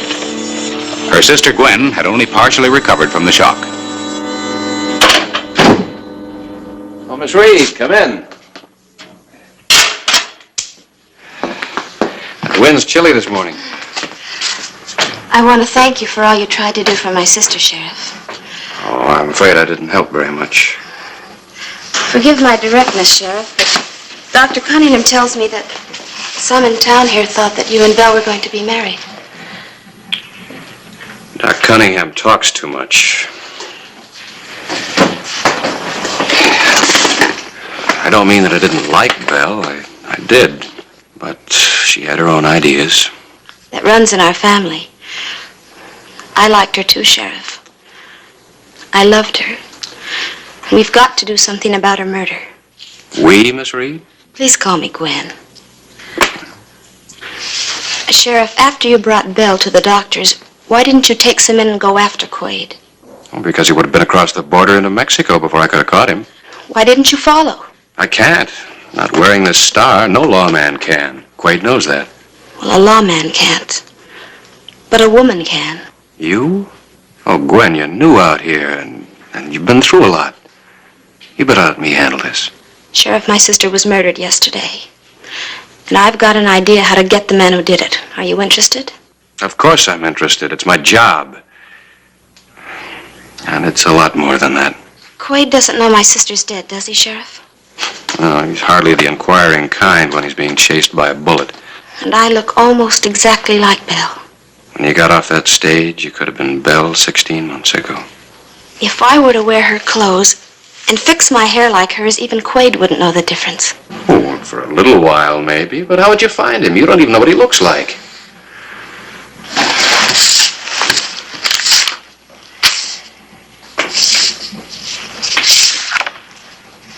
Now I do. And I'm not likely to forget. Now, wait a minute, Gwen. Northern Mexico's a big country. Dr. Cunningham tells me there's a ghost town just below the border. A kind of outlaw sanctuary around an abandoned sulfur mine. It used to be called Sulphur City. Quaid must have some contacts there. Did Doc Cunningham tell you what folks call it now? Poison Town. It's a polite name for it. The devil himself has contacts there. Even the air smells of brimstone. Quaid should feel right at home. He might even pay a call if he thought Belle was waiting for him.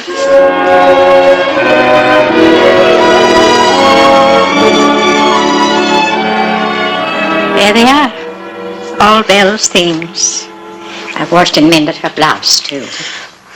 You've been awfully kind, Mrs. Bowers. Everybody has. I don't know how to thank you. Well, there's no need to try. Belle made some mistakes, but they didn't hurt anybody but ourselves. We all loved her. If I had only arrived one day sooner. Well, the wheel turns and the dice drop in. Plenty of people get hurt. It wasn't your fault. If you need anything, I'll be downstairs. Thank you, Mrs. Bowers.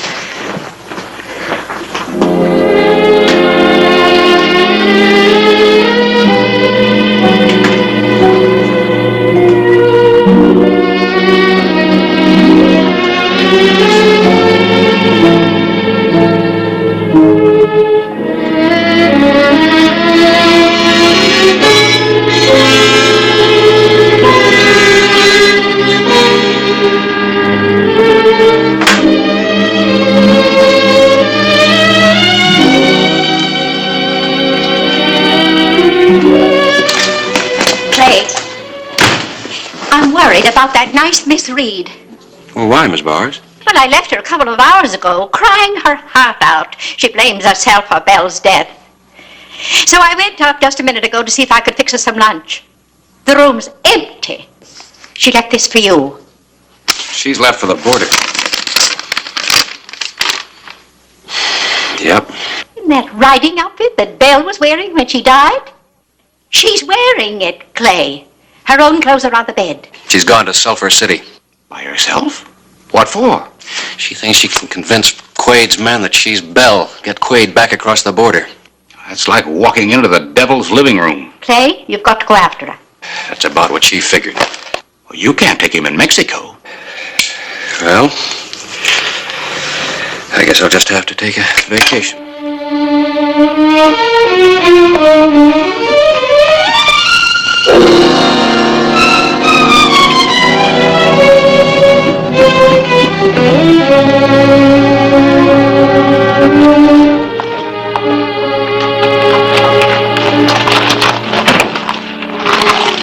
Where's Quade? Who wants to know? You know who I am. Take a good look. Get Quade. Tell him Belle Reed's here. Right.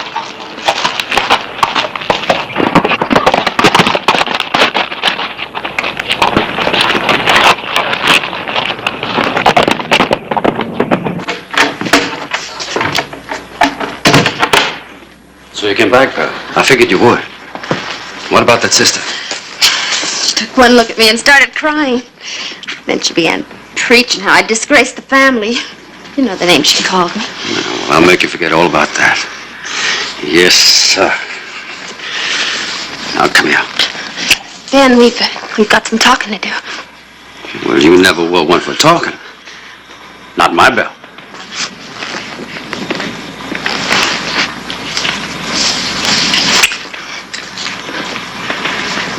Except you ain't my Belle.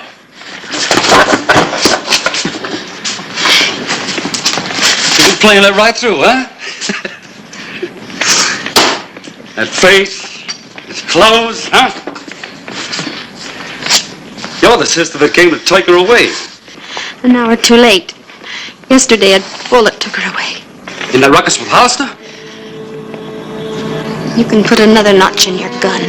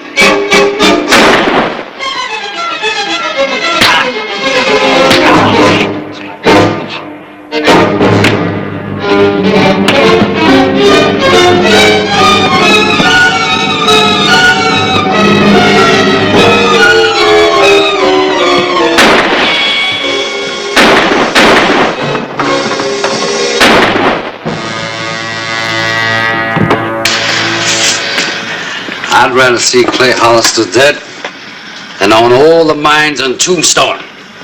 And if that's him, I'm going to get my wish. There's a lot of good guns out there.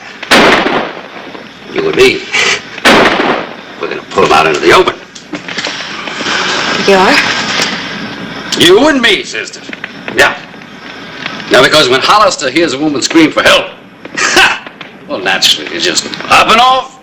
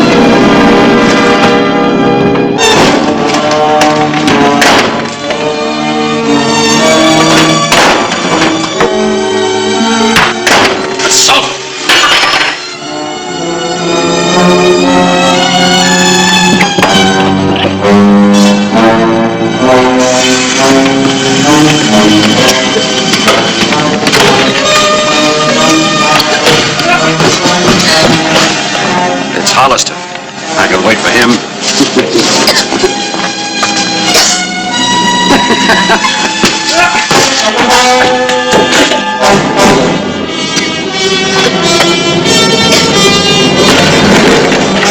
Drop the gun now, Quaid.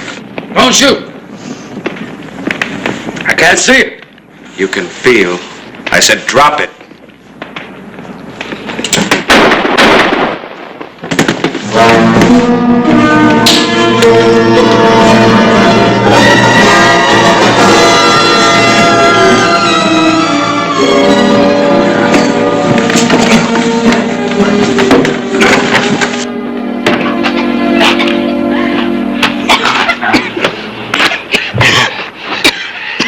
You're all right now, Gwen. Breathe deep. Fresh air. All right.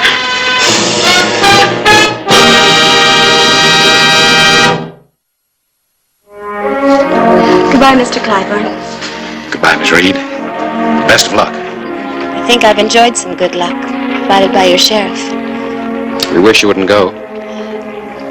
In some ways, I wish I didn't have to. Goodbye, Gwen.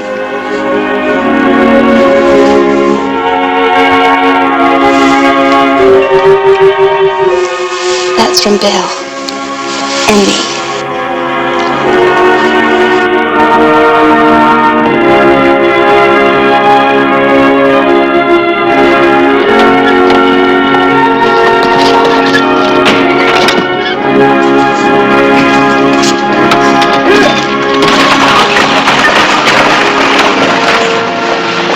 Sister's all right.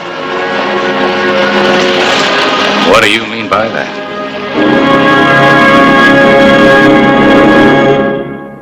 Whistle me up a memory, whistle me back where I wanna be, whistle a tune that'll carry me to Tombstone territory.